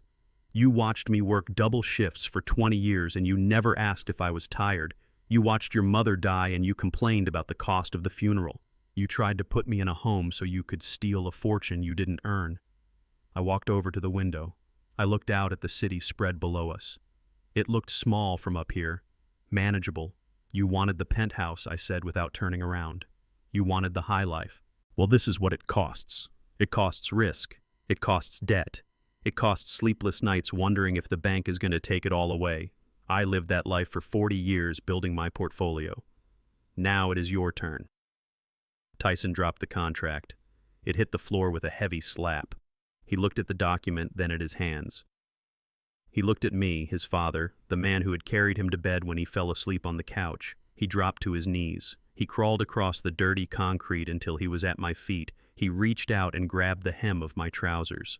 "Dad, please," he sobbed. "I am sorry. I am so sorry. I was stupid. I was weak. She made me do it." He pointed a shaking finger at Paige. "She told me to take the money. She told me to get the power of attorney. I didn't want to hurt you, Dad. I just wanted to be enough." He buried his face in the fabric of my suit. He wept. It was a pathetic sound, the sound of a man who had never grown up. "Dad, you set me up," he choked out. "You tricked me. You gamed me." I looked down at him. I didn't feel pity. I didn't feel triumph. I just felt a cold clarity. "I didn't set you up, Tyson," I said, my voice hard as flint. "I didn't force your hand. I didn't hold a gun to your head." I reached down and pried his fingers off my leg. I stepped back. "I just handed you a pen," I said. I pointed to the contract lying in the dust. "I put the paper in front of you. I told you it was a liability transfer. The lawyer told you it was a liability transfer. The document said it was a liability transfer." Tyson looked up at me, his eyes red and swollen. "But we trusted you," he whispered. "And that was your mistake," I said. "You trusted that I was a fool. You trusted that I was a senile old man who existed only to serve you. You trusted your own greed more than you respected my intelligence." I looked at Paige, who was staring at the wall, rocking back and forth, mumbling to herself. "Your greed signed that paper, Tyson," I said. "Not me. Your entitlement signed it. Your laziness signed it. I just provided the ink." Mr. Sharp snapped his briefcase shut. "The building management has been notified of the change in liability," he said. "They will be sending the first invoice to your email address, Tyson. Also, since the Quick Cash Solutions team is still in the lobby, and they seem quite agitated, I would suggest you find a way to start making payments. They mentioned something about collateral. I believe they were looking at your knees." Tyson scrambled back from me. He looked at the elevator, then at the stairs, then at the window. He looked like a rat in a bucket. "I am going to declare bankruptcy," he said, his voice rising in hysteria.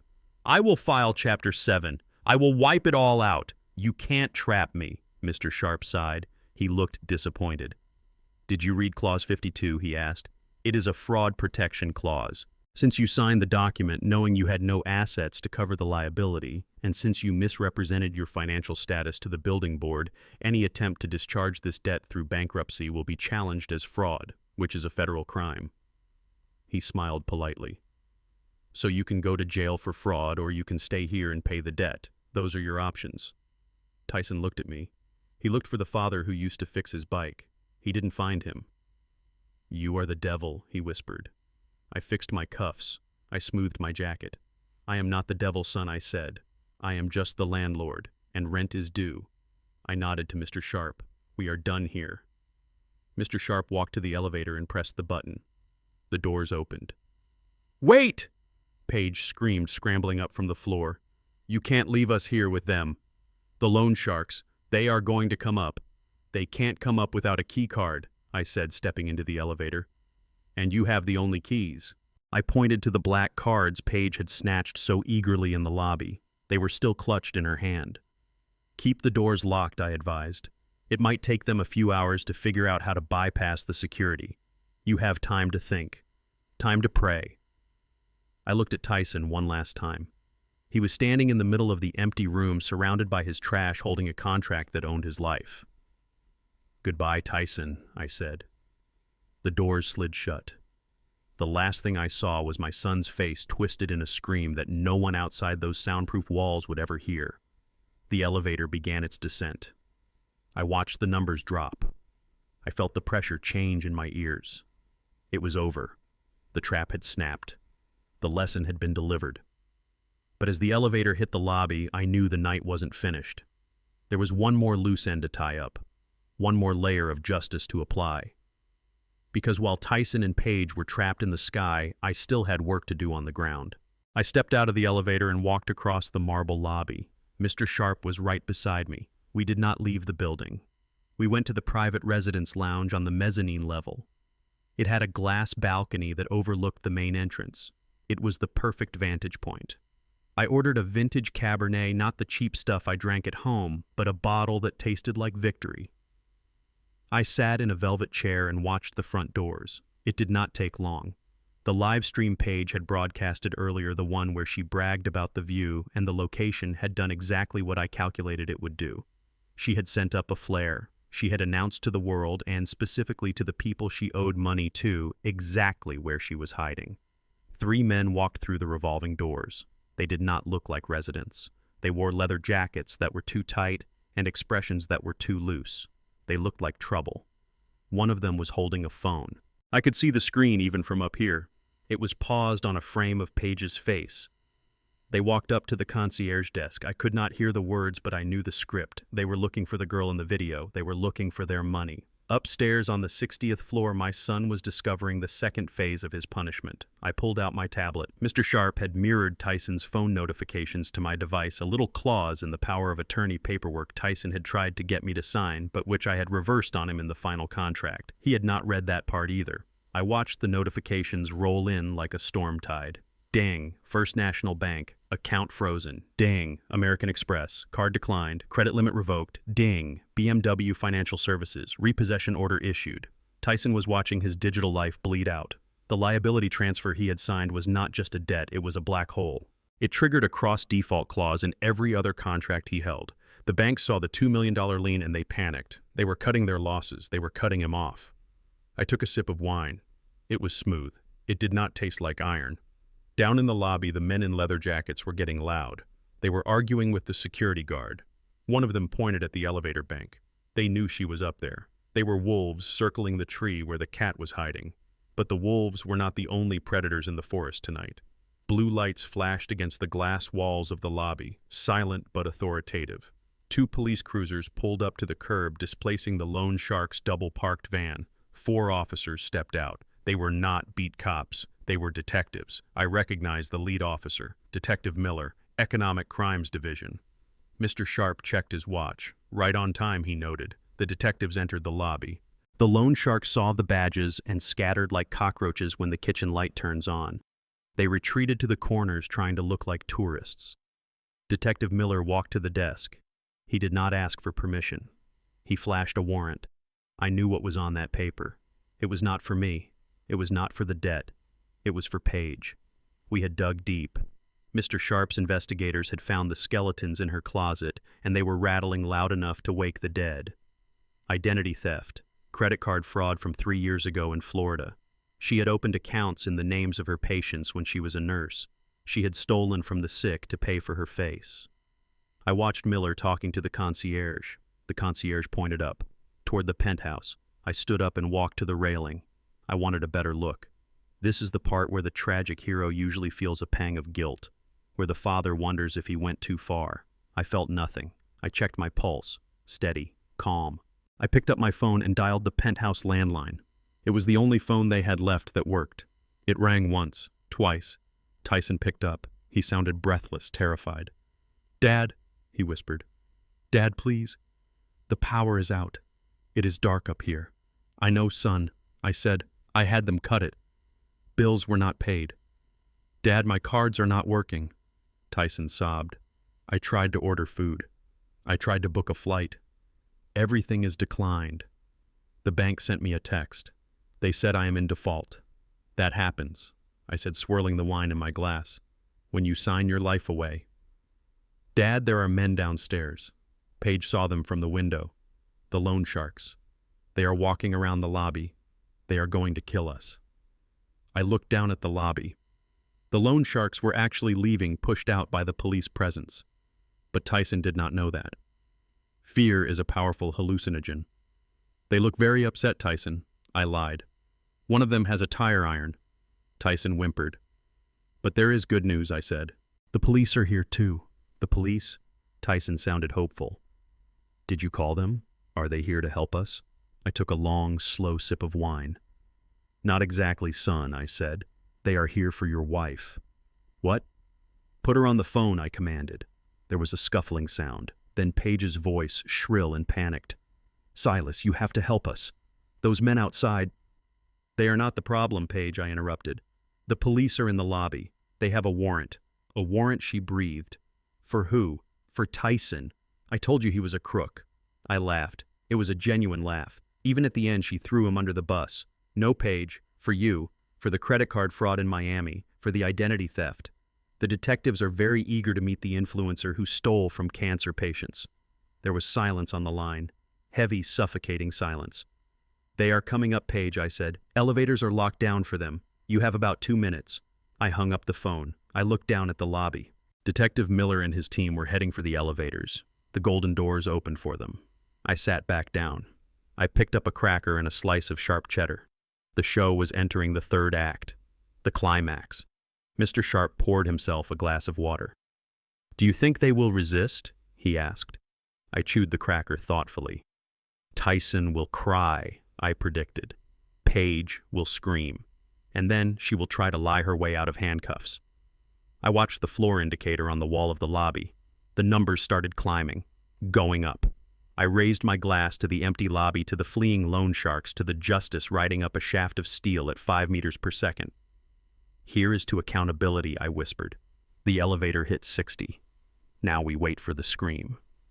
The elevator doors slid open on the 60th floor with a soft chime that sounded like a dinner bell for vultures. Detective Miller and his team stepped out, their hands resting near their holsters.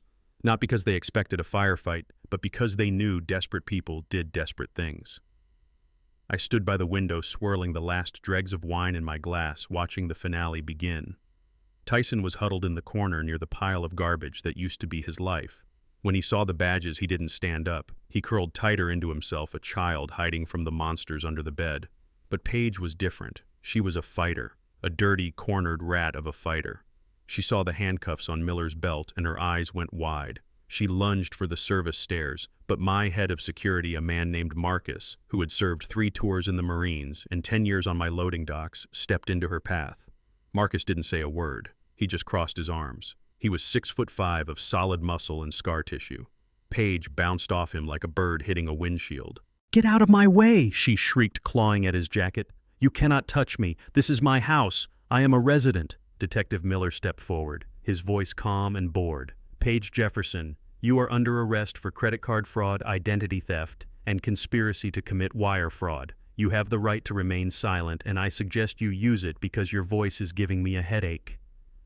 He grabbed her wrist. The click of the handcuffs was the sweetest sound I had heard in 40 years. It was sharper than the sound of money-counting machines. It was the sound of accountability.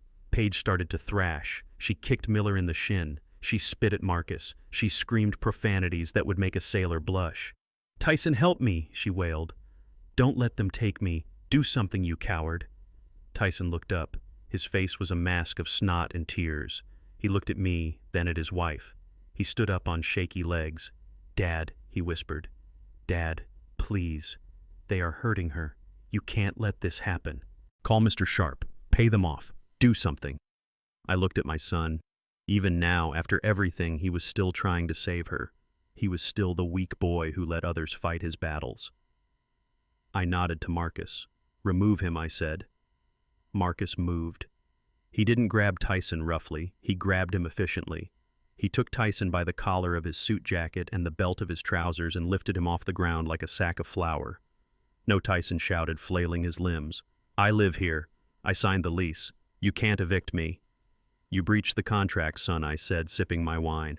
"Clause 89. Criminal activity on the premises voids the residency agreement immediately. Your wife just brought the police to my doorstep. You are trespassing." Marcus marched him toward the elevator. Detective Miller was dragging a screaming Paige right behind him. The procession of failure was moving toward the exit. I thought it was over. I thought the show was done. But Paige had one more card to play. One final lie she had kept in her back pocket for a moment just like this. She dug her heels into the concrete floor. She threw her head back and let out a scream that stopped everyone in their tracks. "I am pregnant," she howled. The echo bounced off the bare walls. "I am pregnant," she sobbed, her body going limp in Miller's grip so he had to hold her up. "You cannot arrest a pregnant woman. You are hurting the baby. My baby. Tyson's baby." Tyson stopped struggling in Marcus's grip. He twisted his head around, his eyes wide with a sudden desperate hope. "Pregnant," he gasped. "Paige, you are pregnant." "Yes," she cried, tears streaming down her face, mixing with her ruined mascara. "I found out yesterday. I was going to tell you tonight. It is a miracle, Tyson. The doctor said the surgery failed. We are having a baby. A son." She looked at me. Her eyes were pleading, but underneath the tears I saw the calculation. She was gambling everything on my legacy. She knew I wanted a grandson. She knew Beatrice had wanted the family name to carry on. "Silas, please," she begged. "It is your grandson, your blood. You cannot let your grandchild be born in a prison cell. Think of the legacy. Think of Beatrice." The mention of my wife made my jaw tighten. She dared to speak her name. Tyson broke free from Marcus's grip. Marcus let him go, looking at me for instructions. Tyson ran to Paige, falling to his knees beside her. He put his hands on her stomach. "A baby," he whispered. "A little boy. Dad, did you hear that? A grandson." He looked up at me, and for the first time I saw a spark of life in him. A spark of purpose. "Dad, this changes everything," he said, his voice gaining strength. "We can fix this. I will get a job. I will work. I will do anything. Just pay the bail. Get her a lawyer. Do it for the baby. Do it for the Jefferson name." The room was silent. Detective Miller looked uncomfortable. Even police officers hesitated when a baby was involved. Paige was sobbing softly now, leaning into Tyson, playing the victim perfectly. It was a good performance. A masterful performance. If I hadn't been Silas Jefferson, if I hadn't spent my life anticipating supply chain disruptions and vendor lies, I might have paused. But I was Silas Jefferson, and I verified everything. I reached into the inside pocket of my jacket. I felt the crisp edge of the paper Mr. Sharp had handed me this morning, along with the eviction notice. I walked toward them. My footsteps were slow, deliberate. I stopped 3 feet away. I looked down at the touching family tableau, the weeping mother, the protective father. It was a beautiful lie. "Get up, Tyson," I said. He shook his head, clutching Paige's waist. "No, I am not leaving her. She is carrying my child." I pulled the folded paper from my pocket. I snapped it open. "She is carrying a child," I agreed. "That part is true. The medical report from the clinic confirms high HCG levels. The tubal ligation did fail." "Nature finds a way." Tyson smiled through his tears. "See, Dad? It is a miracle. But I continued, my voice dropping the temperature in the room by 10 degrees. She isn't carrying your child. Paige stopped crying instantly. Her breath hitched. I held the paper out so Tyson could see it. It wasn't just a pregnancy confirmation. It was a prenatal paternity test. Non-invasive. Done with a blood sample she gave last week during a routine checkup, a checkup paid for by my insurance, which meant I had access to the portal. Mr. Sharp has a very aggressive team of investigators, I said. When we saw the pregnancy marker, we got curious. We got a sample. A sample. Paige whispered, her face draining of blood. From your hairbrush, I said. And from Tyson's razor. I pointed to the results on the page. Probability of paternity for Tyson Jefferson 0%, I read aloud. Tyson stared at the paper. He couldn't breathe. He couldn't blink. Then who, he whispered. Who is it? I turned the page. We ran a cross-reference, I said, with the DNA of known associates. We found a match. I looked at Paige. She was shaking her head, mouthing the word no over and over. It seems your wife has been very active at her gym, I said, specifically with her personal trainer. A man named Kyle, Kyle Tyson said. The guy with the ponytail, the guy you said was gay. He is not gay, I said. And he is very fertile. I dropped the paper. It floated down, landing on Tyson's lap. My grandson does not have the genes of a man who wears spandex for a living, I said, my voice cold and final. My legacy is not going to be carried by a bastard conceived in a Planet Fitness parking lot. Tyson picked up the paper. He read it. He read the name. Kyle. He looked at Paige. He didn't scream this time. He didn't yell. He just made a sound like a dying animal, a low, keening wail that came from the bottom of his soul. You are pregnant with the gym teacher's baby, he whispered. Paige tried to grab him. Tyson, it doesn't matter. We can raise him as ours. Silas will never know. I know now, I said. Tyson pushed her away. He pushed her hard. She fell back into Detective Miller's arms. Get her away from me, Tyson said. His voice was dead. Get her out of my sight. Detective Miller nodded. He pulled Paige toward the elevator. She started screaming again, screaming at me, screaming at Tyson, screaming at God. You ruined my life, Silas, she shrieked as the doors opened. I hope you rot in hell. I watched her go. I watched the golden doors slide shut, cutting off her voice. I looked at Tyson. He was sitting on the floor holding the paternity test. He wasn't crying anymore. He was just staring at nothing. Marcus stepped forward. Mr. Jefferson. I nodded. Take him, I said. Marcus reached down and hauled Tyson up. Tyson didn't fight. He was a rag doll. He had no fight left. His wife was gone. His money was gone. His child was a lie. He looked at me as Marcus dragged him toward the elevator. Dad, he whispered. What do I do? I looked at him. I saw the fear. I saw the total, absolute destruction of the man he thought he was. You learn, I said. The elevator doors opened. Marcus shoved him inside. You learn to start over, I said. Or you don't. The doors closed. I was alone. I stood in the center of the empty penthouse. The sun had set. The city lights were coming on below me, a sea of diamonds in the darkness. I was alone, but I wasn't lonely. I felt a strange sense of peace. The cancer had been cut out. The wound would bleed for a while, but it would heal. I walked over to the window and placed my hand on the cold glass. Goodbye, son, I whispered to the empty room. But the night wasn't over. There was one more act to this tragedy. Because when you strip a man of everything, he either dies or he becomes something else. And I needed to see what Tyson would become. It was 2 hours later when the call came from the front desk. The concierge sounded uncomfortable, his voice dropping to a whisper as if he were reporting a stray dog soiling the pristine sidewalk. He told me there was a man outside. He said the man claimed to be my son, but he looked like a vagrant. He asked if he should call the police to remove him from the premises. I told him to wait. I took the service elevator down. I didn't want to give Tyson the satisfaction of seeing me step out of the golden lift he had coveted so desperately just hours before. I wanted to approach him from the ground level, man to man. When I walked into the lobby, I saw him through the glass revolving doors. He was sitting on the curb, his head in his hands. His expensive suit jacket was gone, probably lost or sold. His white shirt was torn at the shoulder and stained with city grime. He was shivering not from the cold, but from the shock of a reality that had hit him like a freight train. I pushed through the doors and the noise of the city rushed in. Sirens, honking horns, the shouting of pedestrians. Tyson looked up. His eyes were red-rimmed and hollow. He looked at me, and for the first time in his life, he didn't look entitled. He looked broken. "Where is she?" I asked. I didn't need to say her name. Tyson let out a laugh that sounded like a dry cough. "She left Dad. She didn't even make it to the corner." He wiped his nose with the back of his hand, smearing dirt across his face. As soon as the police let us go, as soon as they realized she wasn't actually pregnant and the fraud charges needed a federal prosecutor to stick, they released us on our own recognizance pending a hearing. We walked out of the precinct. I tried to talk to her. I tried to tell her we could figure it out. He looked down at his scuffed Italian leather shoes. A car pulled up, he whispered. A red convertible.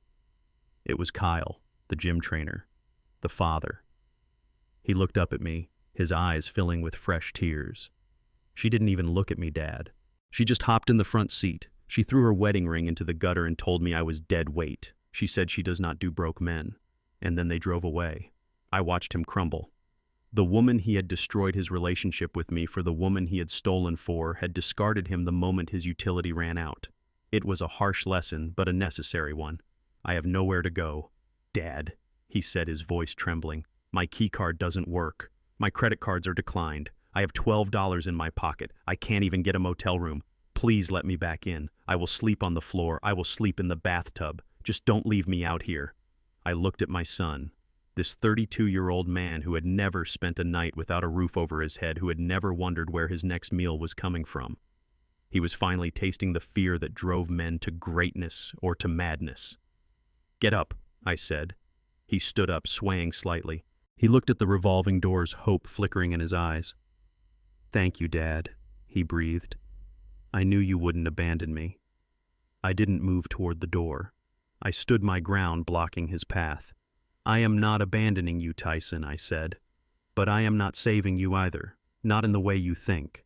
I reached into the canvas tote bag I had brought down with me. It was an old bag, grease-stained and sturdy. I pulled out a bundle of gray fabric. It was heavy stiff with starch. I threw it at him. It hit him in the chest and he scrambled to catch it before it hit the dirty sidewalk. He unfolded it, confused. It was a jumpsuit, a gray industrial jumpsuit with a patch on the breast pocket. The patch read, "Millennium Tower Maintenance."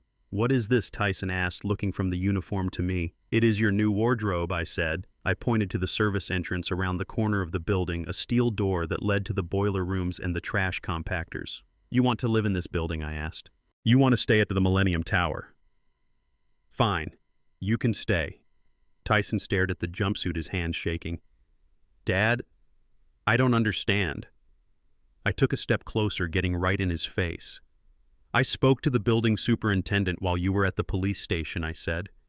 "I told him I knew a guy who needed work, a guy who was desperate, a guy who had a lot of debt to pay off." Tyson recoiled as if I had slapped him. "You want me to work here?" he whispered. "As a janitor." "Not a janitor," I corrected. "A porter. The lowest rung on the ladder, son. You start in the basement. You clean the grease traps in the restaurant kitchens. You sort the recycling. You scrub the loading dock when the garbage trucks leak." "I am a Jefferson." Tyson stammered, his old pride trying to claw its way out of the grave. "I have a degree. I am an entrepreneur. I cannot scrub floors. People will see me. Paige might see me." "Paige is gone," I snapped. "And your degree is worth less than the paper it is printed on because you never used it. You wanted to be a big shot, Tyson. You wanted to sign contracts. Well, you signed one. You signed a liability agreement that makes you responsible for $2 million. I pointed a finger at his chest, right over where his heart beat beneath the torn shirt. "You have two choices right now. Option A is you turn around and walk away. You go sleep under a bridge. You let the loan sharks find you. You let the banks sue you. You starve." Tyson swallowed hard, his Adam's apple bobbing in his throat. "And option B," he asked, his voice barely audible over the traffic. "Option B is, you put on that suit," I said. "You walk through that service door. You report to Mr. Hernandez, the head custodian. He knows who you are. He knows you are my son, and he knows that if you show up 5 minutes late or if you complain once, he is to fire you immediately. I paused, letting the weight of the offer sink in. The pay is minimum wage. Every cent of it will be garnished to pay the interest on the penthouse debt. You will sleep in the on-call room in the sub-basement. It is a cot and a sink. It is not the 60th floor, but it is dry and it is safe. Tyson looked at the uniform in his hands. He ran his thumb over the rough fabric. He looked at the gleaming glass tower that soared above us, the tower he thought he would rule. Now he was being offered a place in its bowels. "You are humiliating me," he said, tears spilling onto the gray cloth. "You are doing this to break me." I shook my head. "I am doing this to build you," I said, my voice dropping to a rough whisper. "You have been broken for a long time, Tyson. You were broken by easy money and soft living. You were broken by a woman who saw you as a mark. You have no spine because you never had to stand up." I grabbed his shoulder. My grip was hard. "Work is not humiliation, son. Work is dignity. Cleaning a floor is honest. Paying your debts is honest. Taking responsibility for your stupidity is the most honorable thing a man can do." I let him go. "So what is it going to be, Tyson? The bridge or the basement? Decide. Now." Tyson stood there on the busy street corner. People walked past us, businessmen in suits, tourists with cameras. They looked at the disheveled man crying, holding a janitor's uniform, and the stern old man staring him down. They didn't know the stakes. They didn't know a soul was being weighed on the sidewalk. Tyson looked at the street. He looked at the darkening sky. He looked at the life he was losing. Then he took a deep, ragged breath. He unbuttoned his torn dress shirt. He stripped it off right there on the street, exposing his pale chest to the cold wind. He dropped the ruined shirt in the gutter. He stepped into the gray jumpsuit. He pulled it up over his legs, over his waist. He slid his arms into the sleeves. He zipped it up. It fit him. It fit him better than the Italian suit ever did, because this was real. He looked at me. He didn't look defiant anymore. He looked terrified. He looked small, but he was standing. "Where do I go?" he asked, his voice dull. "Around the corner," I said, pointing. "The gray door. Knock twice. Ask for Hernandez. Tell him you are ready to work." Tyson nodded. He wiped his face with the rough sleeve of the uniform. He turned away from me. He didn't say goodbye. He didn't say "I love you." He just started walking. He walked past the main entrance with its golden revolving doors. He walked past the doorman who sneered at him. He walked around the corner toward the trash cans and the delivery trucks. I watched him go. I watched my son, the boy I had dreamed would be a CEO, a leader, a king, walk into the darkness of the service alley to scrub garbage cans. My heart ached. It ached with a sharp physical pain that almost brought me to my knees. I wanted to run after him. I wanted to pull out my checkbook and fix it all. I wanted to buy him a new suit and take him to dinner. But I stayed planted on the sidewalk. I forced myself to watch until he disappeared into the gray door, because saving him now would be killing him. He had to die in that basement so that a man could be born. I turned back to the lobby. The doorman opened the door for me, smiling deferentially. "Welcome back, Mr. Jefferson," he said. I nodded. I walked to the elevator. I pressed the button for the 60th floor. I was going back to the empty penthouse. I was going to stand on the balcony and look down at the city. I had won the war. I had defeated the enemies at the gate. I had exiled the traitor. But as the elevator rose, I realized that victory didn't taste sweet. It tasted like ash. It tasted like the dust of a demolished life. But it was necessary. It was the only way. Tyson was scrubbing floors now, and for the first time in 32 years I was proud of him. Not because he had succeeded, but because he had finally started. The wind on the 60th floor was not like the wind on the street. It was cleaner, but it was sharper. It cut through my suit jacket and bit into my skin like a reminder that I was mortal. I stood on the balcony of the penthouse, leaning against the railing, looking down at the city of Seattle. From up here, the cars looked like blood cells moving through the veins of a concrete beast. The lights of the skyscrapers shimmered $1 billion of electricity burning against the night. It was quiet. The kind of quiet that rings in your ears. I had won. That was the objective truth. I had neutralized the threat. I had evicted the parasites. I had secured my legacy. By all metrics of war, I was the victor standing on the hill surrounded by the wreckage of my enemies. But victory did not taste like champagne. It tasted like cold coffee and regret. I looked at my hands. They were the same hands that had signed the contracts, the same hands that had thrown the clothes, the same hands that had built a fortune. They were trembling slightly. Not from age, but from the adrenaline crash. I had destroyed my son. I knew it was necessary. I knew it was the only way to save him from himself. But knowing it did not make it feel good. A surgeon knows he has to cut open a chest to fix a heart, but he still has to break the ribs. I had broken Tyson's ribs. I had stripped him of his dignity, his marriage, and his illusions. I had sent him into the basement to scrub the filth of other people. I turned away from the view. The penthouse was still a raw shell behind me. The wind whistled through the unfinished space. It felt like a tomb. A very expensive, very high-altitude tomb. I walked back inside. The pile of Tyson's garbage was still there in the middle of the floor. The broken TV, the stained sofa. It looked like the aftermath of a natural disaster. I sat down on a folding chair I had brought up. I poured myself a glass of water from a plastic bottle. "Beatrice," I whispered to the empty room, "I hope you can forgive me."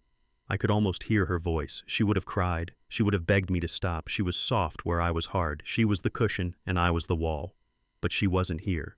And because she wasn't here, Tyson had grown soft. He had never hit the wall. Until tonight.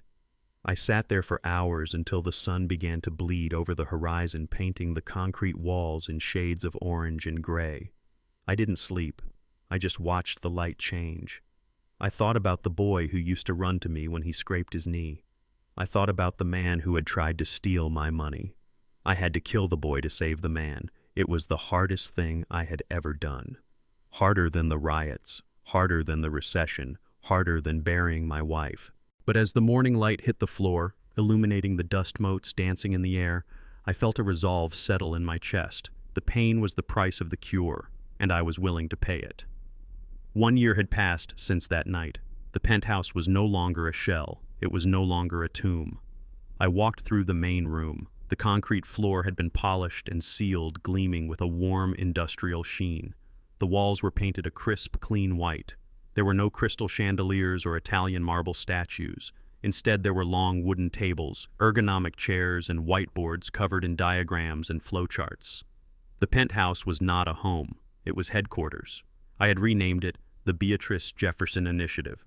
It was a non-profit incubator. I used my money, the money Tyson and Paige had tried to steal, to fund young entrepreneurs from the neighborhoods where I grew up.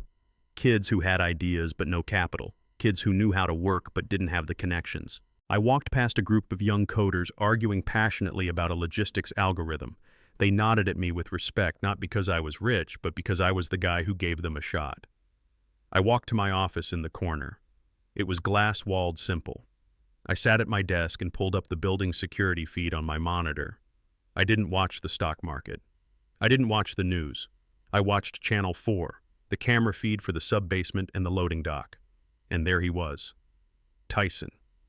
He looked different. The bloat was gone. The softness around his jawline had been carved away by 12 months of physical labor. He had lost 30 pounds. His hair was cut short, practical. He was wearing the gray jumpsuit. It was stained with grease and sweat, but it was fitted. He wore it like armor. He was pushing a heavy cart full of recycling bins toward the compactor. He moved with a rhythm. He didn't drag his feet. He planted his boots and pushed using his legs, not his back. He moved like a man who understood leverage. He stopped to wipe his forehead with a rag. He looked tired, deeply tired, but his eyes were clear. There was no fog of entitlement, no glaze of unearned expectation. I zoomed in on the image. A delivery driver was trying to back a truck into a tight bay. He was struggling, grinding the gears. The old Tyson would have laughed. The old Tyson would have filmed it and mocked the man. The new Tyson stepped forward. He signaled the driver. He used hand motions, guiding the truck in with precision. He helped the man unload a heavy pallet. They shook hands. The driver offered him a cigarette. Tyson declined, but he smiled. It was a real smile. Not the salesman grin he used to wear. It was the smile of a man who knew he was useful. My chest tightened. He was still paying off the debt. Every week, Mr. Sharp garnished his wages. It would take him another 10 years at this rate. He lived in a small studio apartment in Queens, now a place he paid for himself. He took the subway. He cooked his own meals. He hadn't asked me for a dime in 365 days. He was a janitor. He was a porter. He was a nobody in the eyes of the people who lived in the penthouse suites below mine. But to me, he looked like a king. He had started taking night classes, logistics management. He was reading the textbooks I had left on his pillow in the on-call room. He was learning the business from the bottom up, the way I did. Paige was gone. She was in Arizona. I heard running some scam involving essential oils. She had sent divorce papers 6 months ago. Tyson had signed them without reading them, just like he signed the liability contract. But this time, he signed them because he didn't care about what he was losing. He knew he had already lost the only thing that mattered, which was his self-respect, and he was busy earning it back. I watched him finish his shift. He clocked out. He walked toward the exit, not with the swagger of a fake millionaire, but with the stride of a man who had put in an honest day. I wanted to go down there. I wanted to tell him. I wanted to say I was proud. But not yet. The lesson wasn't finished. The steel was still being forged. If I pulled him out of the fire now, he would be brittle. He needed more heat. He needed more time. I sat back in my chair. The sun was setting over the city, turning the sky into fire. I looked at the camera feed one last time. Tyson was walking out of the service door into the dusk. He stopped and looked up. He looked all the way up to the 60th floor. He couldn't see me. The glass was tinted, but he knew I was there. He didn't wave. He didn't flip me off. He just nodded. A short, sharp nod of acknowledgement. A soldier saluting his general. Then he turned and walked toward the subway station. I did not smile. My face remained impassive, etched with the lines of my own hard life. I simply nodded back at the screen. Love is not giving people what they want, I thought. Love is giving them what they need, and sometimes what a son needs is for his father to be the villain. I reached out and turned off the monitor. The screen went black, reflecting my own face in the darkness. I looked old. I looked tired. But my eyes were bright. I had saved him. I had broken his heart. I had ruined his life. And I had saved him. The Beatrice Jefferson Initiative was bustling outside my door. The future was being built in my living room. And down in the basement, the legacy was being scrubbed clean one floor at a time. I stood up and walked to the window. The city lights were coming on. "It is a beautiful view, Beatrice," I whispered. "You would have loved it." And for the first time in a year, I truly believed she would have. The screen fades to black. We often mistake enabling for love, thinking that shielding our children from the world's harshness is our duty. But I learned that by cushioning every fall, I wasn't protecting my son. I was crippling him. Wealth without work is a poison that rots the soul, creating entitlement instead of character. True love sometimes requires us to play the villain, to stand back and let those we care about hit rock bottom. It was only when Tyson lost everything, his pride, his comfort, and his false safety net, that he finally found the dignity of earning his own way. If you agree that sometimes the hardest lessons are the most necessary, hit that like button and subscribe for more stories of justice served cold. Let me know in the comments. Do you think Tyson deserved a second chance, or should I have left him on the street? See you in the next story.